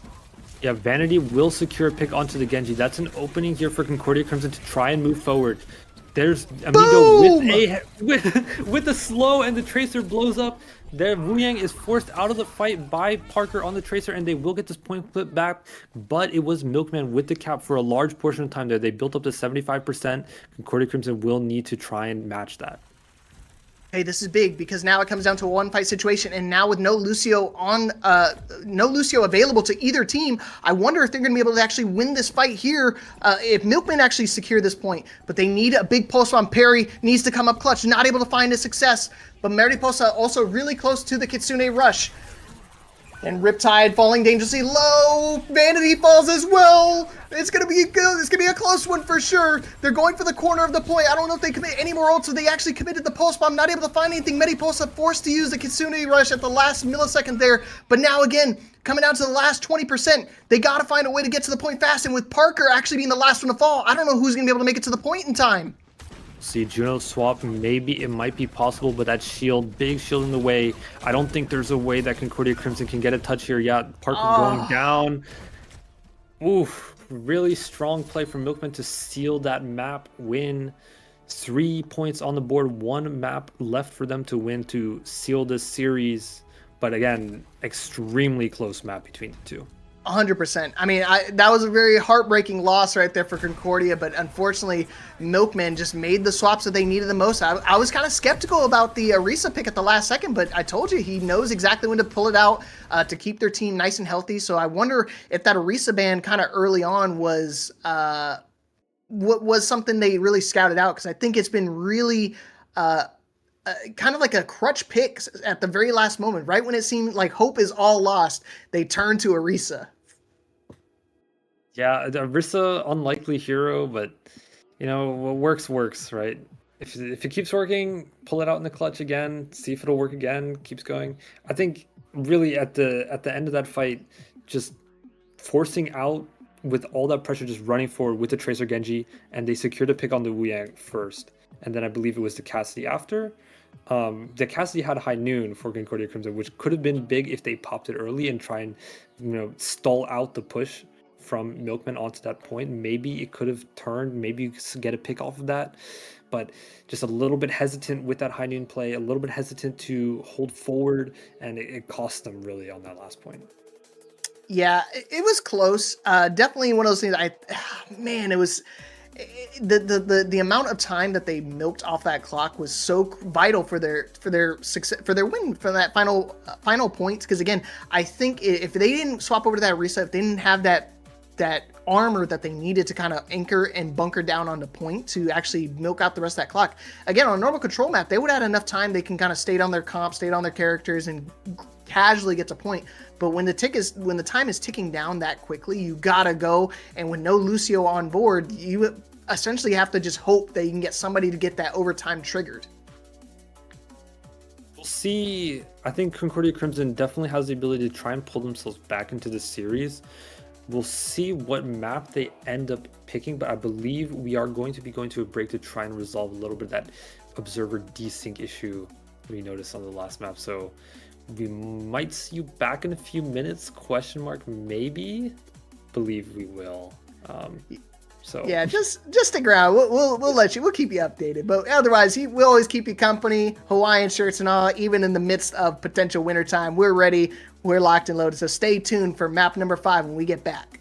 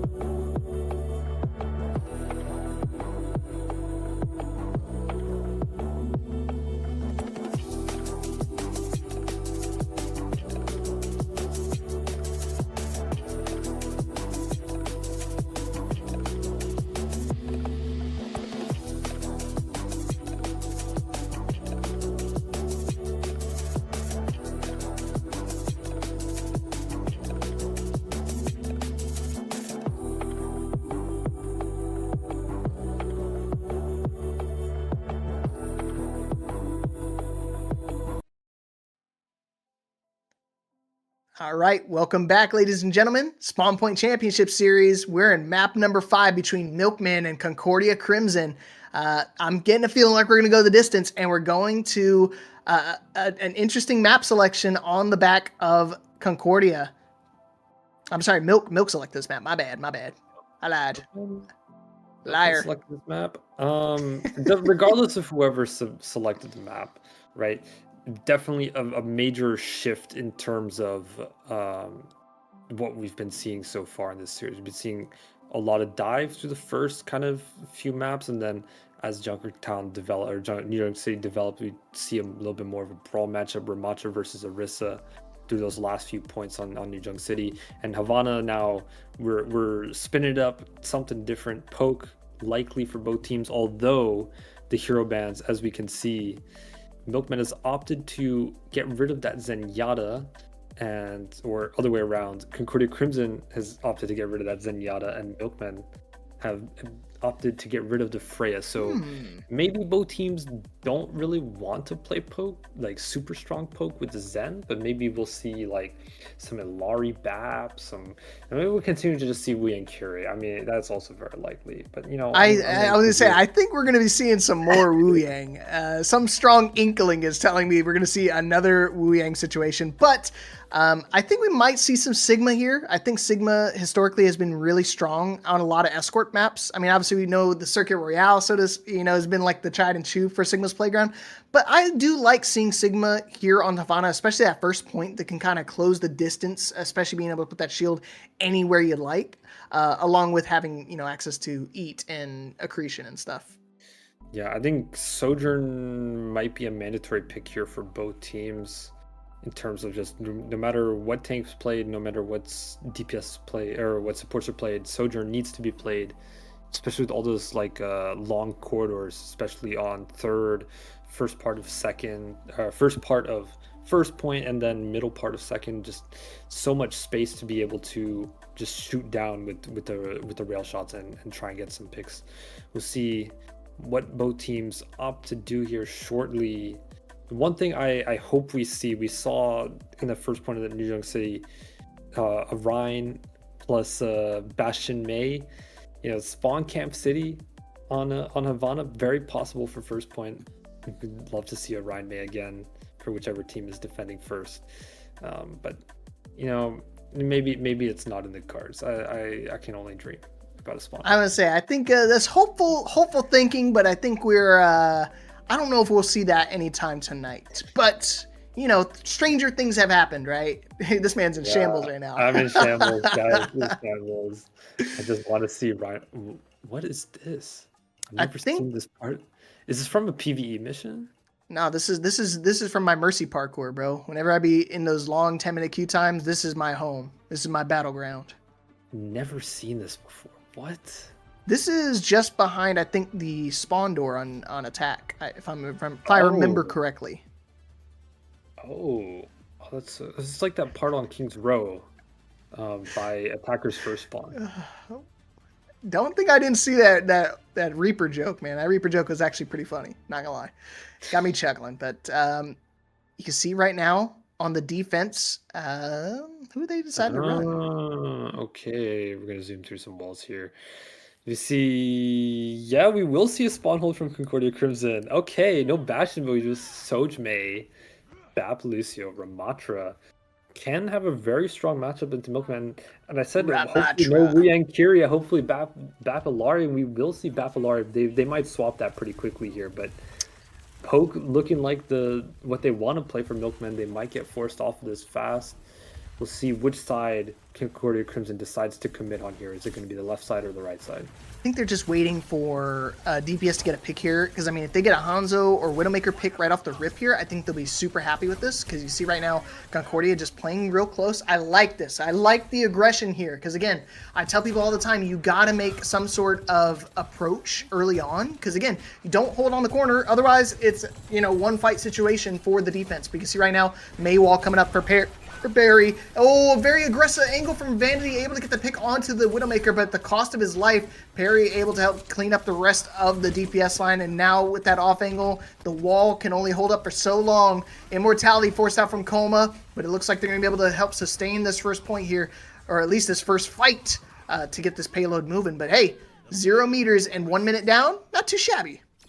Yeah, I would have liked to see Concordia Crimson maybe just hard engage on the left side, try and just force that Sigma, like wall off the Sigma from the rest of the team, and just try and get that kill early. If you can get that kill, you're setting yourself up for even longer time hold on that first point hold. But as we see that we'll get a second fight here, maybe even 3 if they can regroup fast enough and make a hard push.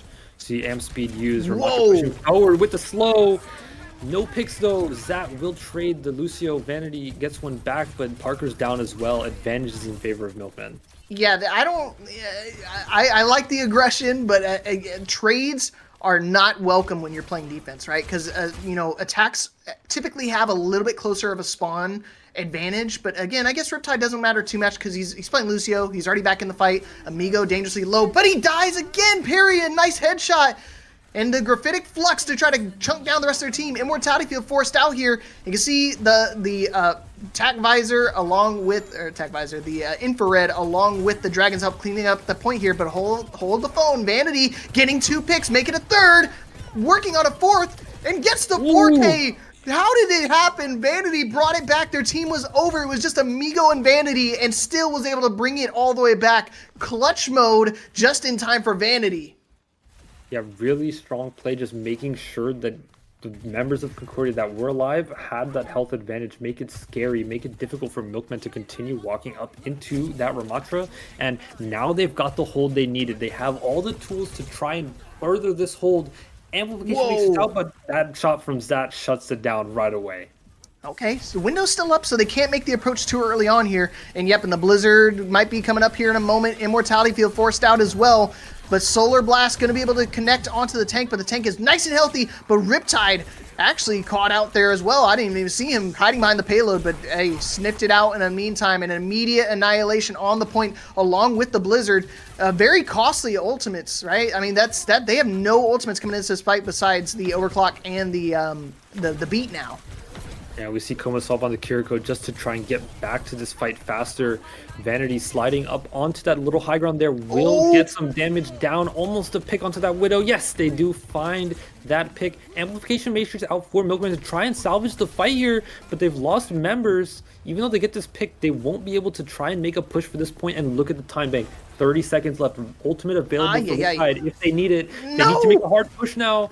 Will they be able to get some picks here? 15 seconds left. If any picks get found here for Concordia Crimson, the full hold is on. That is huge. The Immortality field and Suzu coming out here on the side of Milkman, and it's spelled go time for Overclock. Gets the pick. Nepper, nay, not able to get too many more picks. You can see the infrared sight happening right now. Gets onto Coma, but nobody left to touch the point. And I like the defensive hold from Crimson.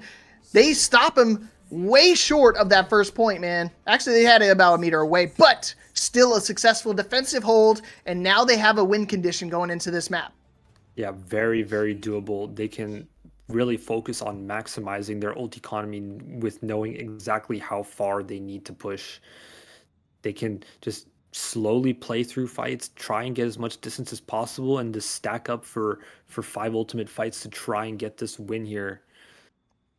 The game plan is set for them. It's just going to be a matter of execution, but maybe Milkman, maybe Zat and Perry have what it takes on that DPS line with maybe Sojourn, Widow to try and find some sort of way to slow down Concordia Crimson here on this first point.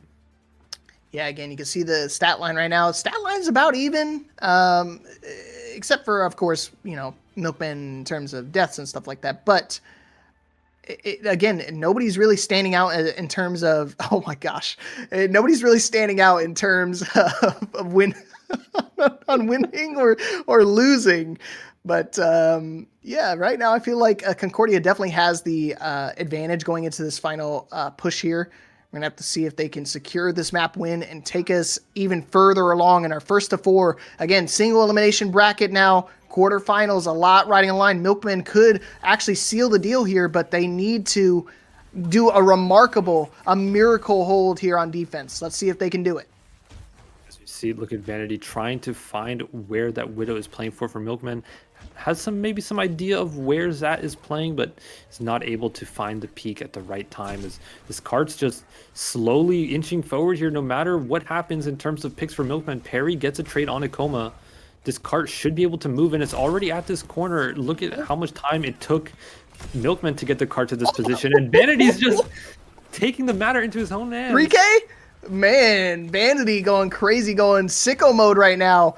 Just absolutely living up to the hype right now. And right now, they're getting a lot of payload progress. I mean, even if they're not able to win this fight here, again, they boil it down to a one-fight situation. And now Nepernay running for the hills. I'm surprised he didn't try to go for like an Orisa swap. You know, I think the Sigma is definitely historically better when it comes to actually holding the defense. But again, I think they're waiting on a pick from their Widowmaker just to kind of capitalize and run it down main. And you can see right now Widowmaker getting caught in the corner, but still able to help survive and weather the storm. But now I think a one-fight win should be enough to secure this map. And Zat is going to have to go crazy when it comes to this Widowmaker, because it's going back and forth with the Widowmaker, bar for bar. This could be a little bit difficult here for Concordia Crimson now that Milkman has the opportunity to kind of reset their position. They'll have to push through all these angles again without a cart for cover. Could be difficult, but then again, if you can get to that point, you have a Blizzard, you have an Annihilation to just kind of isolate that whole area, make it difficult for Milkman to even contest the point while you're pushing it in towards the cap. Wow, I thought it was going to be like a standstill, but their team is actually just committing onto the site, and they're going to commit ultimates. They made out the Blizzard, Suzu coming out of the nick of time, but they need to actually touch the point. The bot's going to be able to just roll on in. They have to keep Nepernay on site, and now they have the access to the Annihilation. Gets a big pick, but they have to use Graphitic Flux on the site, and I don't think they're going to be able to survive for too much longer. They're able to survive, not going to happen, and that's what I was talking about. When you have access to the ult bomb like you do for Milkmen, or for Crimson, for Concordia Crimson, it just makes it way easy. Comfortable, smooth sailing as they roll it through, and we're going further along in our series. Concordia one match away from taking us to a tied set. Map 6 will be forced here. We are officially, I think, the first series, question mark. Maybe some of the other Discord matches off stream have gotten to this point already, but first map 6 of the season. No, I think there was a rookie tier match that had a draw and went to map 5. So maybe not the first map 6, but it's the first real map 6. We don't really count draws over here. Wow, that's some shade. I love it, man. Yeah, it's definitely back and forth right now. I mean, we talked about it earlier before the match even started, how close these two teams were in terms of the standings. And they're definitely showing up in this series right now because they look so. It's so competitive. I can't even fathom how this match could go any better than a map 7. Yeah, there's really not much more you can ask for besides a map 7. And that'll definitely be the first map 7 of the season. Both the matches in rookie tier, yes, Monday were 4-0s, even though they weren't on stream. So definitely would be the first map 7 of all time in this season, and I hope it gets to that because both these teams, they do deserve to get it that far. Really, I think the level of play has been high enough for both teams, and of course, as evidenced by all the maps, like they have been close. That Esperanza, oh my gosh, incredibly close. You know, literally one decision different, and that map is going a different way. So hopefully it'll continue to be this close into map 6, and the longer it goes, it's going to be the more mentally draining. So more mistakes are going to start to creep through from both teams. 100%. I mean, it's not a grand final set, but essentially it's a do or die situation. Both teams need this win, otherwise they're eliminated from the series. It's single elimination now, so it all boils down to one match or go home. So let's see if Milkmen can close out the series, or is Concordia going to try to bring this all the way back? We're going to take a short little break, and when we get back, it's going straight into map number 6, y'all.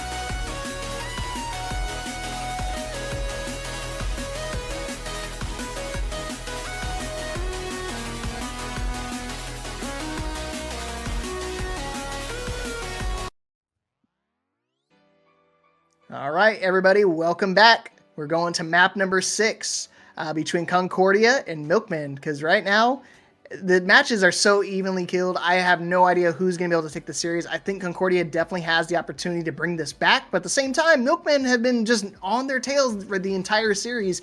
Could easily close down the series and shut the chapter right now. Yeah, been extremely close as we look at the map set here through the entire series so far. And Milkmen will take the map pick, and they will pick Watchpoint Gibraltar, which I was talking a little bit in the break about what might be the map pick here, and I said if Milkmen get to pick, maybe they should pick something like Ilios, very dive favored. This is the other option, right? Dive favored teams, you're gonna pick Gibraltar.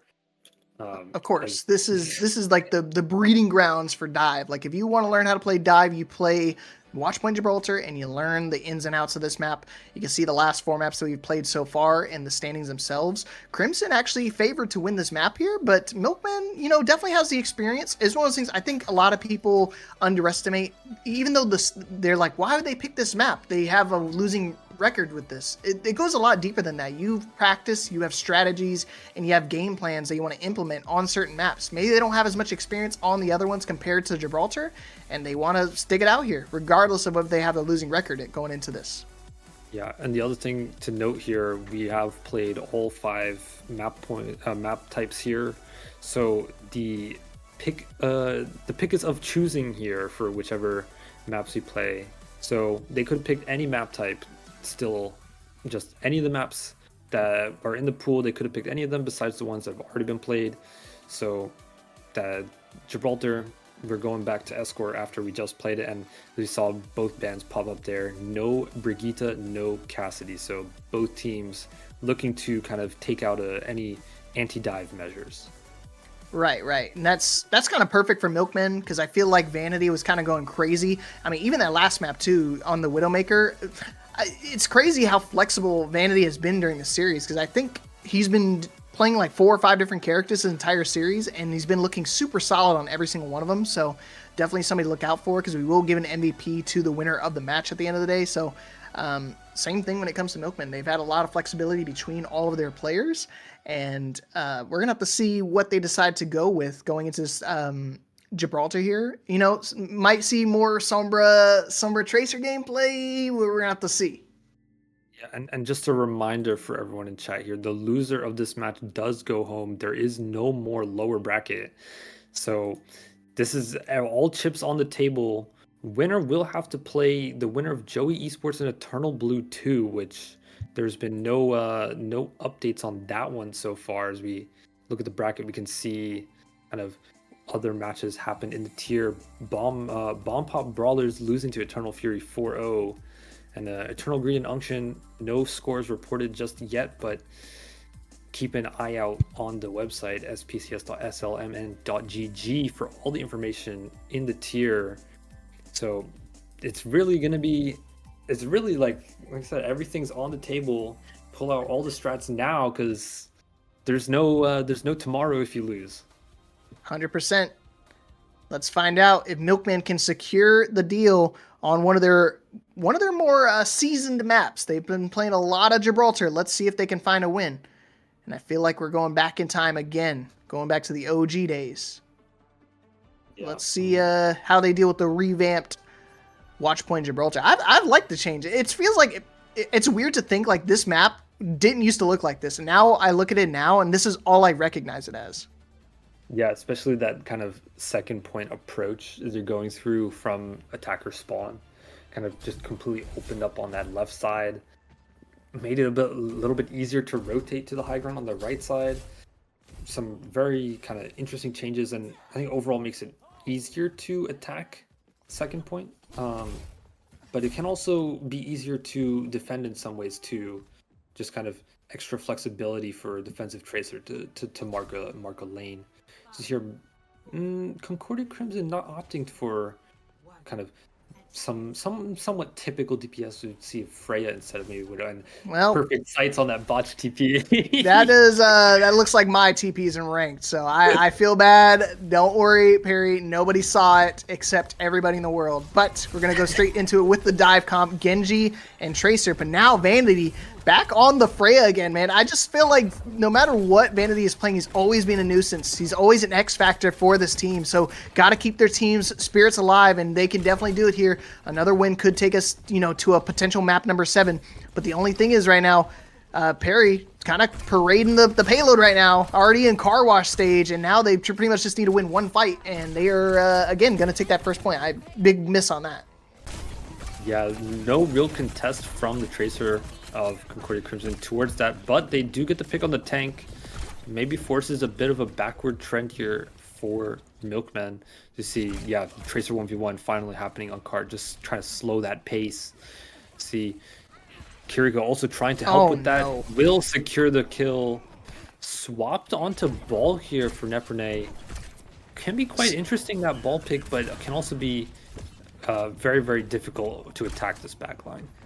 Yeah, I think it's because of how annoying that high ground is. Maybe he's trying to just physically move them off the high ground, so something you don't have to worry about for the rest of that fight. They do still have access to pile driver and stuff, so something you gotta look out for. But again, when you're dealing with the Freya like that, it's just so much damage put on the table. And yeah, Perry immediately recognized that, jumping to the back line, saw the ball, 1 HP, did not want to let him live, and you shall not. But you can see right now, back to square one. Perry. I think Parker was thirsty for blood. You can see right now the Tracer 1v1 in the server room right now. It's going to be essential to win this fight here once again. Perry has access to recall, but Parker got to win that, bro. It's not going to happen. Perry able to get that win. Has access to pulse bomb now as well. And it's got to be something you got to pay attention to. Nepernay also getting the pick on the Riptide, and this payload getting dangerously close again this first point. It was going back and forth, but now that they don't have the Lucio, I don't know if they're going to be able to touch again. It might be difficult. You can get maybe a contest touch with the Tracer, follow up with a Bola shot. Maybe if you can build up that Wu Yang ultimate, Hazard ultimate can be used to stall the point a bit. So there's some tools here, but no, Nepernay's on the Doomfist again. Comfort pick that we saw on map 1 do so well. Whoa! Mediposa, how does she live? Oh my goodness, the Biotic Nade did some heavy lifting right there. Mediposa swapping over to the Ana, still have access to the Nano as well as the Tidal Blast, able to keep the Tracer nice and healthy. Perry just going straight to the back line. Koma having to use the Suzu super early on in that fight. Still has access to it, but Vanny getting the pick onto the DPS, making fight back and forth even right now, and looking like Nepernay is going to be able to help sustain and win that rest of that fight. Costly ultimates for Crimson, but I don't know. We'll have to see. They milked up quite a bit of time. No pun intended. Yeah, trade a lot of time on that defense. You kind of do what you want. It's possible, very, very possible to get a full hold there, but you're okay with the amount of time that you drained out of the time bank here. Second point can also be very difficult to assault this high ground here, especially all the way on top of the shuttle. I would really love to see Parker contest this bot a little bit more, because again, I know you want to try to battle for this high ground, but this payload is getting so much free progress right now. Again, it's one of those things that I think that's the big difference maker going into these fights, is that they've been having so much space to work with that they don't really have to worry about too much except winning one team fight, and then they will be able to secure that fight win or secure the objective. You see right now Nepernay actually committing the Meteor Strike, was looking maybe for a late second pick, and he gets 2! No way! Koma asleep at the wheel, and because there's no Suzu means instant death, and I thought that fight was going to be over for Milkmen, but Nepernay coming up clutch mode right on the heads of the unsuspecting supports, and they're actually able to secure that second point off of that this one decision. Yeah, the confidence is really key in these kind of dive matchups. If you have the confidence to take a duel, confidence to make a play, you will make them. And if you don't have that confidence, it's not really going to work out. Doomfist is the confidence hero for Nepernay right now in the dive matchup.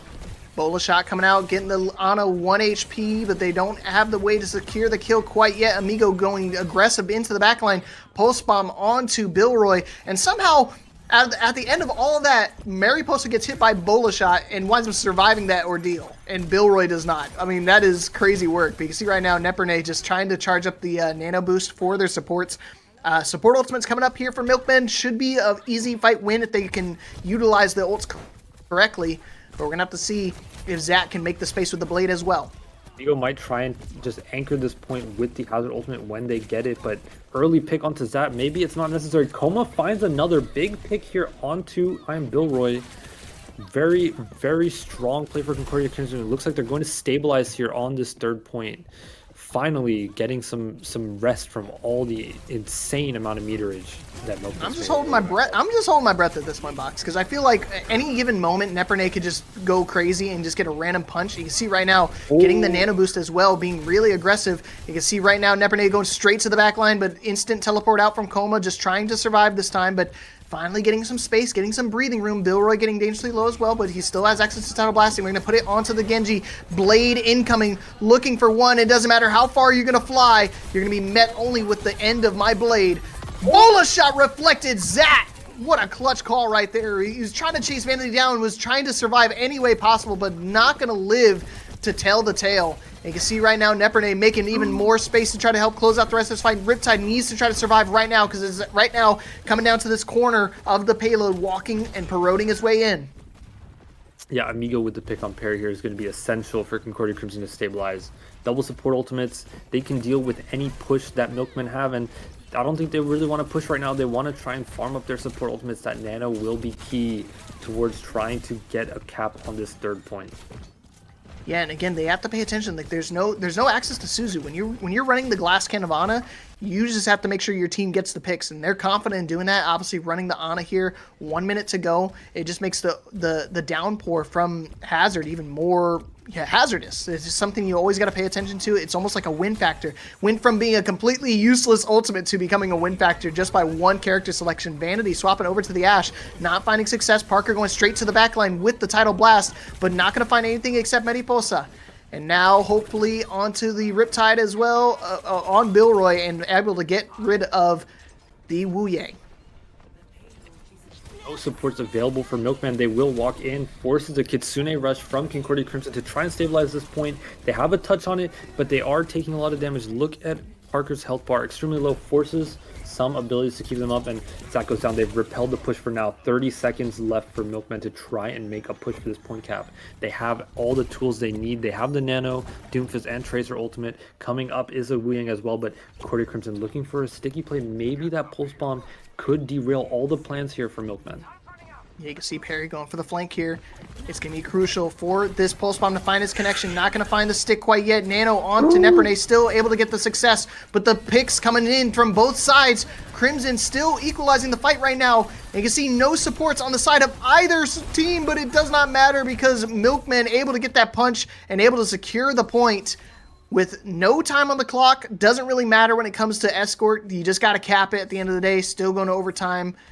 And I think Milkmen are really happy with that because now they have a win condition. They could still close out the series right now. Yeah, the bar has been set. They just need to make a hold anywhere, and they will secure the map set here, knock Concordia Crimson out of the bracket, send them home. I will say, though, incredibly close in that last fight.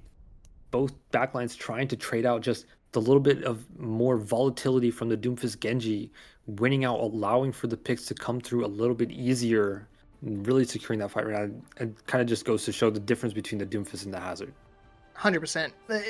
I mean, what you lack in survivability, you make up for in pick potential, right? Because it's just the volatility that you get with the Doomfist just makes it always like an X factor. You always have access to a crazy potential one-touch combo. With if you hit them into the wall, they get super low, and the way that Perry's been playing the Tracer, always been a nuisance in the backline, immediately going for some more some kill cleanup action, and it's been obviously paying off wonders because, I mean, sitting at 14-5, obviously damage is not a total big factor when it comes to the Tracer gameplay. It's all about the ease, the eliminations when it comes to these DPS. And, of course, the payload progress as well, which I think Perry is doing an amazing job at just getting that payload cruising all the way to car wash. Yeah, you highlighted it a bunch of times. Parker maybe not contesting the cart as much as they should have. making it so Milkmen didn't really need to win as many fights to get point caps. And we'll see if maybe Concordia Crimson can force a similar scenario on their side. The Widow from Vanity here, trying to just see if any opening picks will see if it ends up staying. But really, Zat has been amazing on that Genji as well. DPS for both sides have been really good this series. Yeah, Vanity right now is kind of just aura farming, right? He's kind of just his presence alone is making the entire defensive Milkmen just back up, running for the hills. I mean, they just do not want to challenge him at all. And I think as well as Neperne is kind of concerned about making that dive in. You don't want to make a big commitment to the backline because if you don't have Suzu, you don't have a way to get yanked out. You don't have a life weaver, and you see right there, it's exactly what I was afraid of. And so is Neperne. I mean, immediately falling to the Widowmaker, the one person you're supposed to be diving, and with Perry able to help clean up that fight. I'm sorry, Parker able to clean up Perry. Man, I hate that they both play Tracer too. They both have P names, so it's like getting me mixed up. But you can see right now it's going to be a fight win to be able to secure that first point. Genji on point just to contest as long as they can, but it will be the last second here. Easy push through for Concordia Crimson. Just that Widow, as you said, giving that aura, just forcing Milkmen away, forcing them into a corner, and no Suzu. Means that Hazard's going to have a field day with the block, with the slashes and the walls. There's a wall there just locking the Doomfist into the room. See if they can get the kill as well. Get me out! Sight lines. Oh, Neperne makes it out. Barely, right? I mean, almost. That would have been a real costly situation if Amigo had access to the wall. It would have been lights out because there's no way you could destroy the wall quickly enough. But still, Neperne immediately going to the back line. They're trying to make the jump for the hills, not able to get off the high ground in time, and it looks like they're going to be able to fall. Huge downpour coming out from Amigo, but it doesn't look like he's going to survive for too much longer. Not going to survive that fight, and at last, a fight win for Milkmen as they go for the reset. And now they can kind of build an effective control of this high ground, make it difficult for Concordia Crimson to walk out of these chokes. This is a little bit of a scary scenario here for Concordia Crimson. They have some tools if they get this fight kind of forced towards cart. That Kitsune Rush could be pretty valuable. I think they want to try and build that Weeding ultimate first, see if they can get a dive with the Hazard or a Genji with that ability applied on them. But there's so many ultimates here. Oh man! Immediate punch, Coma again, just not able to react in time. And you can see right now it's just up to Riptide to try to survive the onslaught of the Doomfist and Genji Blade. Not going to survive for too much longer. Immediately nanoed as well, so that was just to add salt to the wound. But only 2 ultimates down from Milkmen. They're looking super solid. I mean, they probably could have won that with a dry fight, but at the end of the day, I think they just want to make sure to secure the win because they have to alleviate a 4-minute time bank. They got 1 minute down. They still have access to 3 more ultimates. Some big ultimates coming up here, but I think Concordia should be able to answer with their own. I would like to see if maybe they can set up some crossfires from the left side as well. We see the Hazard over there. Looks like maybe the back line for Concordia Crimson might also go over there, but just Vanity just staying a little bit too long on that side and gets picked by the Doomfist. And this is what happens with Doomfist. If you allow the Doomfist to take 1v1s, you will find picks. Yeah, right. It's just, again, it's all on the backs of, like, you just let your Doomfist just get the charge in. If they get one punch, unless there's a Suzu immediately there to kind of alleviate some of that damage, that's it. The fight is almost over instantly. You can see Coma right now. Hasn't been quickest on the draw when it comes to the actual Suzes themselves, but we are going to use Kitsune Rush on the point. Pulse Bomb, not going to be able to find success. Tidal Blast, we use onto Zat, able to get Coma as well with it, but Pulse Bomb still lurking in the backline here. Vanity able to get their Genji counterpart, and right now it's just Neperne on the point, trying to survive as long as they can. Gets maybe the pick onto Tide. It would be helpful here to kind of secure this fight win, and they're going to try to go for this Ana, not able to find anything with the downpour either. And they have people to contest on point. Man, that downpour would have been huge. They able to get any of those bodies, but they just barely dodging that downpour ultimate. And now another fight win, a costly fight attempt for Crimson because they used up a lot of their stuff and no success. Mariposa just did not fall in that fight. Perfect kiting around the corner, perfect timing of the nade. Doesn't allow Concordia Crimson to secure the kill. If they secure that kill, it's very likely that they will get the point cap. Now a minute 40 left. You have a blade to try and make this push happen, but Milkmen, they're close on another nano blade. If the fight goes long or if they take too long to set up, that combo could be used and that could seal the deal for Milkmen on this defense. Yep, and right now Parker just going to the point. Right now, Vanity's trying to make some space, and he makes amazing space. 2 big picks right onto the back line. You can see Ana all by herself right now, and Riptide immediately back onto Lucio and going straight for the gullet, going straight for the aorta valve. And it looks like they're going to be able to help clean up the rest of that fight. Only Ana to support your team, but when she's running for the hills, not much healing she can do. And they get the point here with 2.5 minutes on the clock. They definitely still could take us to overtime, but they need to lock in right now because they don't have room to make any more mistakes. They saw the vision to play fast there, pop the Genji blade right away before there's time for the opponents to use a nano blade. But now you're staring down that nano blade. You have some time now. You have some time to be able to deal with that. Even if you lose the fight, you have a second chance. As we see Genji immediately in. Ooh, you still get cart push here. You still get cart push here. It's okay. If you're Concordia Crimson, you can take that pick. That one, maybe not. Maybe I would say, what about that one? But unfortunately, yeah, he just barely messed up his dash. And that's the thing when you're playing Genji, especially on this map. Some of the environment is not very forgiving when it comes to like double jumping and wall jumping and stuff because everything has like the slanted edges and stuff like that. I'm a big Genji connoisseur myself, but this is one of the maps I kind of struggle with sometimes with like the verticality of it and stuff. Just trying to dispose of them. They always have somebody that can come to the rescue. You can see right now, big commitment onto the team. Nano Blade gonna be coming out here. Zat straight to the heart, and he will hit it. 2 big picks, make it 3. Zat is on cue, man. This team is leaning on him at the times they need him most. 1 minute left on the clock here for Crimson to take us to a map number 7, but it looks like Milkmen want to shut it down right now. Yeah, Milkmen have the script. Play early. You have a minute left on the clock. Doomfist plus Wu Yang can be a deadly combo. Look for that. That might be their tool to win if you're Concordia Crimson. Hazard ultimate needs to be big, needs to be enough to sustain. Get Coma to a Kitsune Rush as the ultimate combo is popped here from Milkmen. All right. And I hope that Concordia can kind of just weather the storm. They need to try to survive right now. And it looks like they're not going to be able to do it. I mean, again, that is a big fight win for them. 1 Tidal Blast, maybe a Meteor Strike in the backline is not going to matter too much. They're just milking clock off the time. Yeah, taking time off that clock and getting these stagger kills. 30 seconds left. If there's some trades, maybe something can happen here for Crimson Concordia, but they're being forced into their spawn. Any more picks might be lethal, but they're so close to spawn. Maybe there's a touch, 15 seconds. Spawn timers look very, very long here. If they can get a touch, they have the ultimates to try and make a fight win. That was a big mistake right there from Amigo, man. He thought he was going to be able to catch the Doomfist out of position, but again, when he has access to both his supports still, nice and healthy on the fight or on the backline, it's going to be real difficult to win this fight, and it looks like they're just going to be able to kite the Kitsune Rush as well. They're just trying to burn up the last bit of time. Overtime push, a do or die situation. It's either you win this fight or your series run is over. Medipost actually dying here. Perry also dying in the back line. Right now, we have a chance. Crimson could definitely close this out here. They have access to Pulse Bomb. They have beat from Riptide, but they need to make sure they survive to get it off. Do not get Ajax here. This is the last time you want to get Ajaxed. Oh, the Pulse Bomb onto the Doomfist. Big punch, but is not going to survive for too much longer. He actually ate the Pulse Bomb, and now it's just Desperation Touch. Only supports left for the side of Milkmen, not able to survive for too much longer. And look at that. By the skin of their teeth, they bring it back into overtime. 1 minute each to determine if we're going the distance. Yeah, the Milkmen just stayed a little bit too long in that advanced position.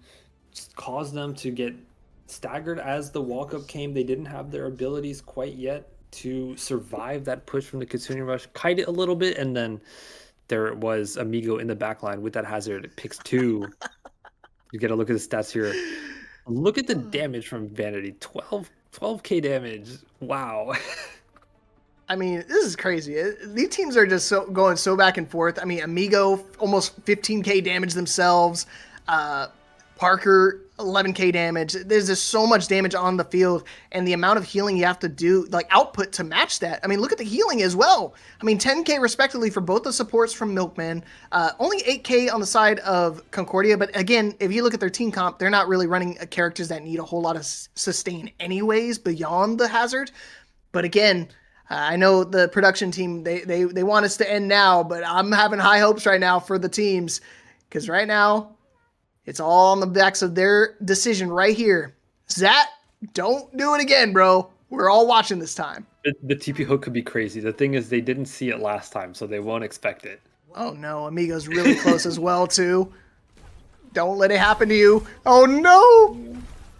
Oh, okay, we're good. It almost got split by the wall. That was bad. That was bad. Okay, but we're good. We're good. You're so back. You see Perry again immediately going to the payload push. I really hope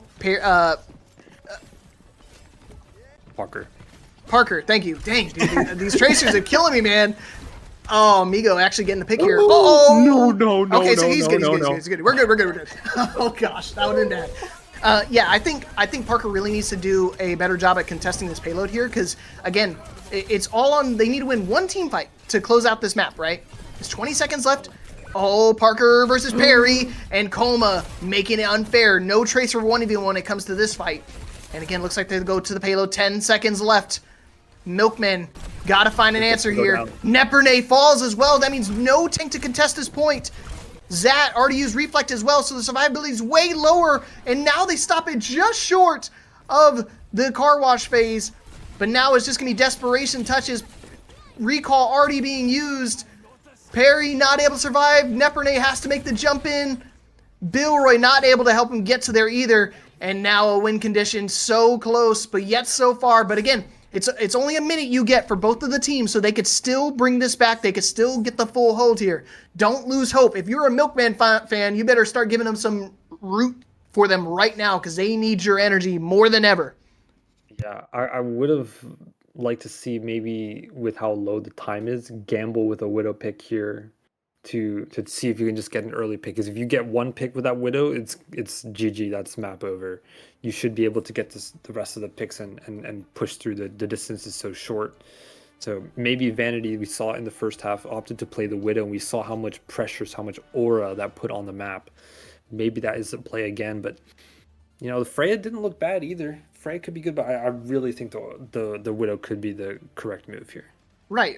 Because again, all jokes aside, I think it's just the presence of the Widowmaker just makes it impossible for you to peek, and I think that's what they were getting away with so much before, is they were able to sit on high ground, play a little bit more loosely, but then all of a sudden, as soon as you see that Widowmaker, it's like a death looming over you, so you can't really be too loose when it comes to where you're standing. You have to be real tight on your positioning, have to play natural cover to a T, because your tank can only take you so far, especially when it's somebody as slow as Orisa.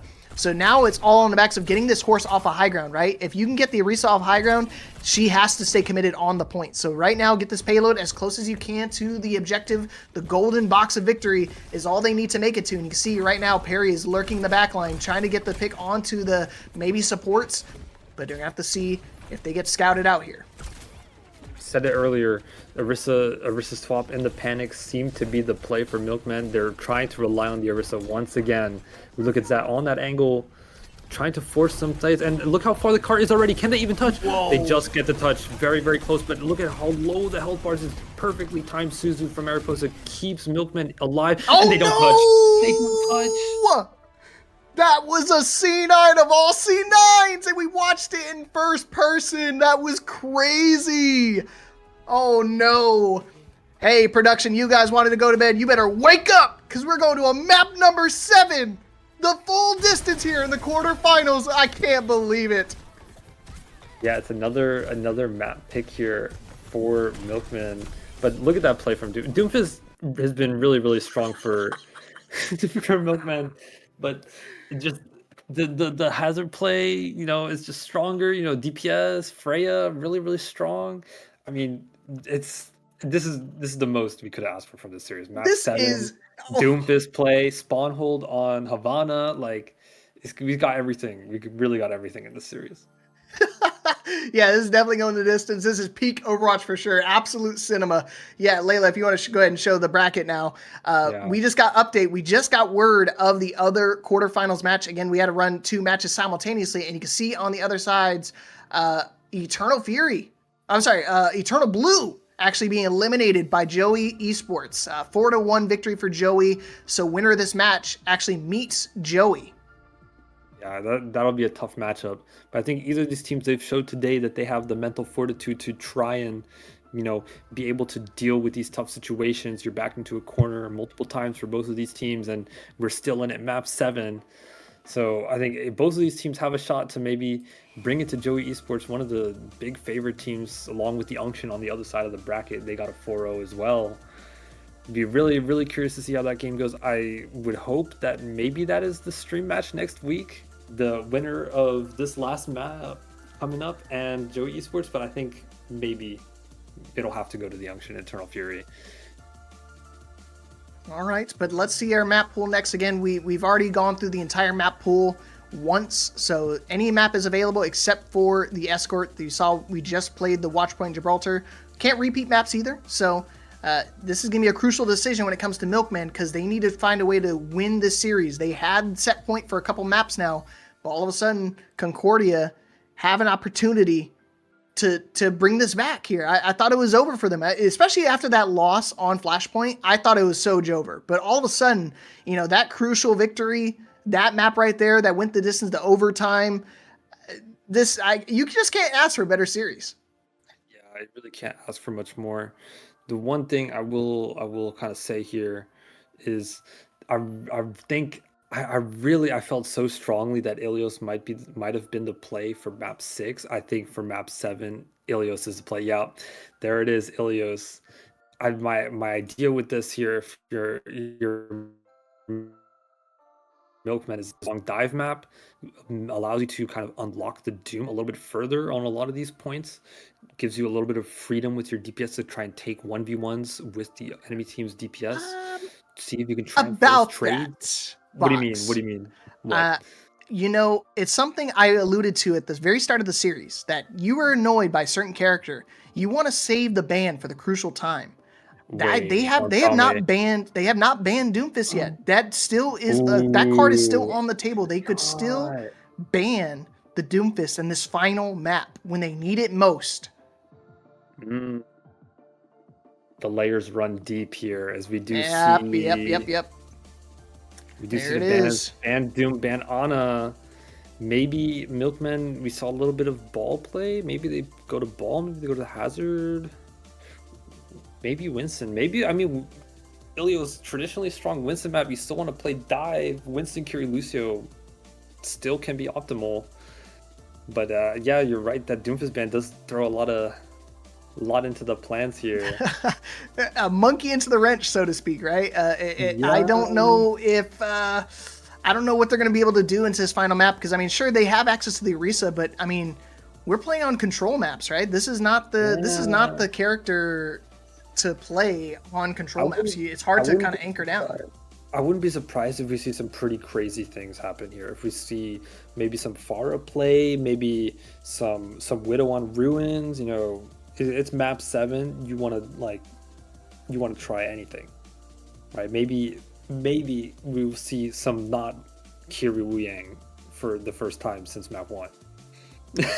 That's a stretch. I was hoping for a map 7. We got it. You were hoping for. I think it's more likely we'll see a Reinhardt comp than you not seeing Wu Yang tonight. That's a little crazy. Can one of these teams just play Moira Lucio, please? I want more Lucio Death Bowl. I want Winston. I want Reaper. I want Mei. I want to throw back to Overwatch 1. Can we get a Diva in there? Can we get a Zarya with a Winston? Oh, bro, it is not Christmas time yet, man. Your wishes will not be granted. It is peak Overwatch time, which means you are stuck on Wu Yang jail, my friend. Wu Yang. I was okay being a main support in Lucio jail. I don't want to have to play Wu Yang, man. So tiring. I don't know. I think it's one of those characters that's it's kind of cool. It kind of shifts the tides, no pun intended. But it really does kind of lean more towards an offensive heavy composition and style with a lot of these teams, especially being able to kind of even during the downtime, which I think a lot of people complain about, there's too much downtime, there's nothing happening. Wu Yang still have a potential of arcing stuff around corners and getting eliminations and stuff like that. So definitely still something to look out for as we go over to the final map. And I like seeing no team swaps, no subs, no swaps, all 5v5 action here all the way to map number 7. So that makes the MVP votes way easier. And I don't know who's going to take on either team because right now it is so back and forth. Everybody's playing so well right now. And it all comes down to this, man. I think you could really, every player on every team has had moments where they've been carrying. They've had plays where they've made the crucial decision, the crucial headshot to secure a team fight. You really give it to anyone at this point. Maybe we'll have to give it to whoever gets to play the game on this map. Let's find out here. Final map of the series. It's a single elimination bracket, so loser goes home. So let's see who's going to take it in this barn burner set. Milkman coming out on the fight with the Roadhog Reaper. This is definitely a comp of all time. I haven't seen this one in a minute. We are definitely in the later hours of the night, so I know we're going to start going some crazy compositions. Amigo forced the block. Suzu coming out in nick of time. You can see Nepernay just running for the hills right now, running for that Mega, but it looks like it's going to be covered up by Parker. You can see right now Zap forced to use Fade early on as well, but they do have point control, so they're not too disappointed with this fight right here. Nobody getting eliminated on either side quite yet, but we're going to have to see if Vanity can change that. Oh, man. Big picks right now from the Freya. Yeah, big picks from the player. Puri gets another one, and Nepernay with another on the Lucio. Full retreat here for Concordia Crimson, even though Vanity did get a first pick. And I love this composition that Milkman's playing with the Roadhog, with the Reaper. Works really well with the Wuyan Curie. We said kind of at the top of the stream, Wuyan Curie comp likes to kind of slow walk. You don't have that speed, but you have so much pressure. You can really force everything from the front line of the enemy team and just walk. And Reaper and Roadhog they both like that as well. This is a very complete game plan, even though it's unorthodox picks here for Milkmen. And it's interesting, they actually go for the Mauga pick here. And I guess with no Ana, oh, did Riptide get a boop? Oh, so close to the edge right there, not able to get the pick. But again, I like the sustain a little bit. You want to hook me, go right ahead. I'm going to be nice and beefy. I'm going to start shouting in your face. Riptide and Vanity just trying to help, equalize the fight a little bit. But, oh, nice shot right there from Nepernay. Definitely going to hit the spray on that one. Yes, sir. Ooh, hashtag hold that. Let's go. Hashtag hold that. I mean, the ult economy is really in the favor of Milkman here. Double supportals coming up. Reaper ultimate. That Roadhog ultimate. Whenever Amigo gets a cage online, that Roadhog ultimate, that cage is gone. Mm-hmm. Like, very strong counters to what Concordia Crimson is doing. They need to try and keep this Malga alive for long enough for Vanity to try and find some sort of pick on the backline here. They did it once before. Let's see if they can do it again here. It's already last fight. Uh-oh, Kitsune Rush is going to mirror up on point. You can see right now the Roadhog ult's going to be able to clear the entire point off. No cage fight even needed. I'm just going to win the fight the old-fashioned way. Hog on point. Tidal Blast coming out from Bill Ray as well, but the Bola shot still finds its mark. Riptide going to fall here, but it looks like they're going to just able to help sustain and clean up the fight. I don't think any deaths coming out from Nepernay. Just looking completely solid on the unorthodox Roadhog pick. But hey, that's why you ban the Ana, right? No worries about anti. I can just be as healthy as I want, or unhealthy.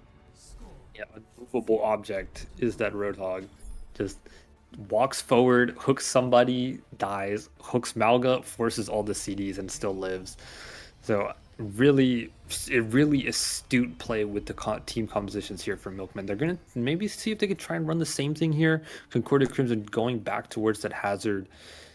The high ground's maybe a little bit better for that Freya for that hazard to try and take advantage of here, as Milkmen will actually opt to match it. No Lucio Curie, so difference of backlines here maybe will be the key. Can that Wuyan Curie live up to the pace that the Lucio Kiriko can play at? All right, and the Genji coming out from Zad as well. Perry still on the Reaper guy, so let's see if they can try to fight and secure this series. They can close it out right now. One more win is all they need.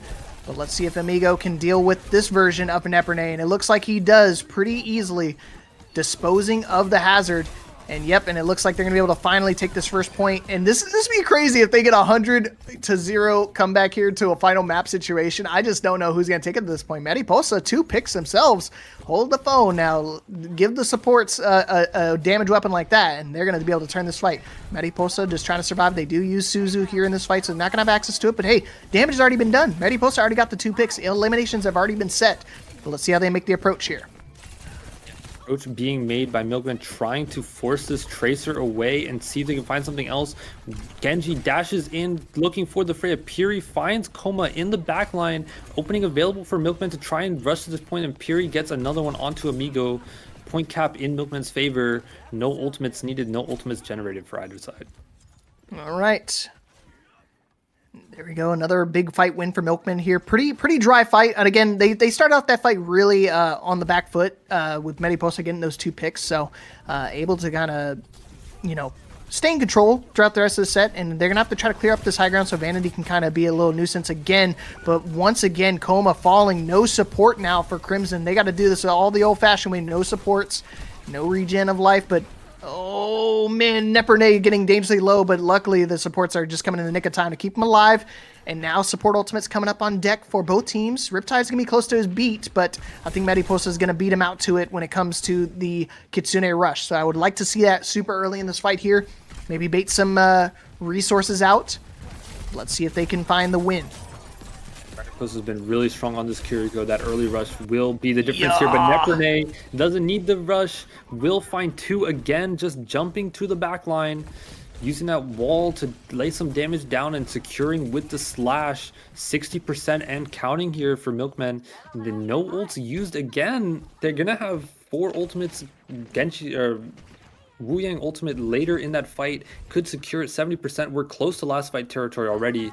Riptide might need to use just a aggressive beat play here to try and get some position. Yeah, just to try to get on the point, right? This is all going to be on this fight right here because I think we're coming down to the wire. Overload. Oh, nice downpour on site, but it doesn't matter because Suzu's just coming out in the nick of time for Coma, and right now everybody's so dangerously low. Riptide might have to try to put the beat. 1 HP, still able to get the beat off in time. Bolo shot coming out, not able to find anything right now, but Kitsune Rush on point. Downpour, not going to be able to find anything quite yet, but finally Perry able to find a pick here. But also they say that Perry's trying to retaliate, but it doesn't matter. Vanity coming back with a pick of their own, 99%. So Milkmen are totally happy with this fight because they still have access to a ton of ultimates. They still have access to the blade, which you know what that means. Zat is ready to close out the series right now with this blade. Yeah. Comboed with that Wu Yang ultimate can be big. No Lucio beat available for Concordia Crimson. The response will have to be a kite, and that will give point objective over to Milkmen, making it extremely difficult for Concordia Crimson to try and stay in the series. We'll see if they can make a play. All right, teleport is out. Riptide flat on his back off the map. Kitsune Rush on point, but I don't think he's going to survive for too much longer. Yeah, Koma's going to fall, so no more support here for Crimson. They got to do this with no support, all on this backs of 1 fight win to close out the series. Milkmen could close it out right now, but they need help. They need to be able to cleanse this point, and they get the pick. Amigo able to survive just for a little bit longer, but not for too much, because now it's just Riptide alive. Has to be the one to touch. 2 supports versus 1. Coma gets the pick onto Perry.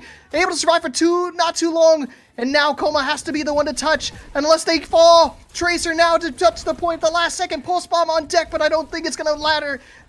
They're not going to be able to survive for too much. And there it is. Now Sombra coming out here. Vanity just trying to be the desperation touch, but it may be for naught. Milkman shutting the door on Crimson, not allowing them to bring this back here and closing out the series 4-3, moving on in our bracket. Wow.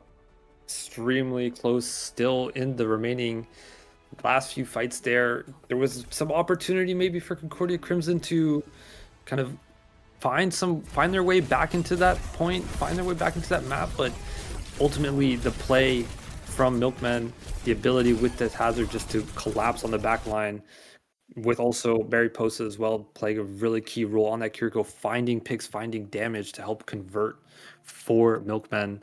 Really strong play overall, and they will take the series and move on to face Joey Esports in the semifinals.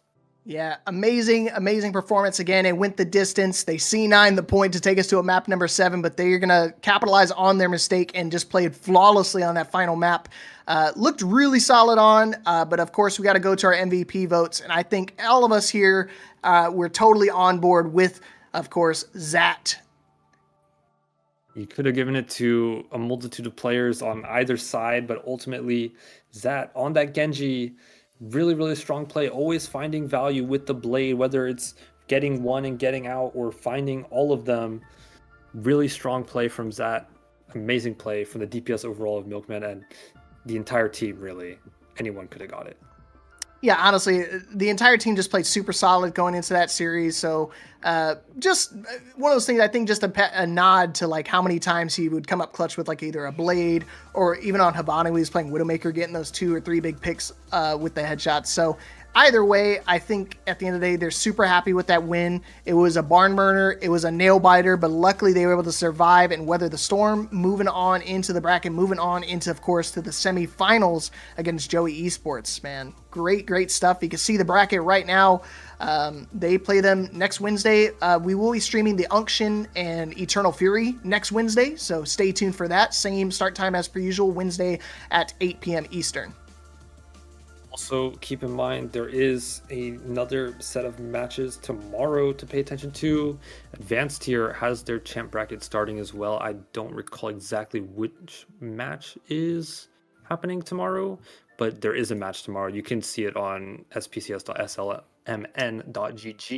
The website with all the information for this tournament can be found there. If you're in the Discord, information is also there as well. Just also a last commiserations to Concordia Crimson. Push the series really far, all the way map 7. You can hold your head high that you really showed amazing character in the series. Just at the death, didn't have that little bit of difference to be able to secure the series. Again, yeah, a lot of the fights went down to literally one decision, one ultimate, one piece of utility. And that's how you know it's a great match when it comes down to those nitty gritties. Like when you're just being so particular about certain characters' abilities and where they're positioned at, it tells the tale itself of like how competitive this whole series and whole league has been, because a lot of the teams have been super competitive. You just saw one of the two teams right here. Neither of those two teams were like the top tier, but they were still in contention for a potential, top 4 finish. So great stuff regardless. At the end of the day, I'm super happy with what we got going on here at SPCS. You'll see me again tomorrow. Again, same start time, 8 p.m. Eastern tomorrow, and we're going to be doing No One Else versus Eternal Rift in that advanced division. So if you like more SPCS or some Overwatch or even me, you could see me again tomorrow, same start time. Mr. Box, dude, I had a pleasure casting with you tonight. Casting with you as well. Shout out to all the production behind the scenes. There's a lot of people involved today on the Observer side, on the production side. So thank you to them for putting together a great stream. And we'll see you guys on Thursday.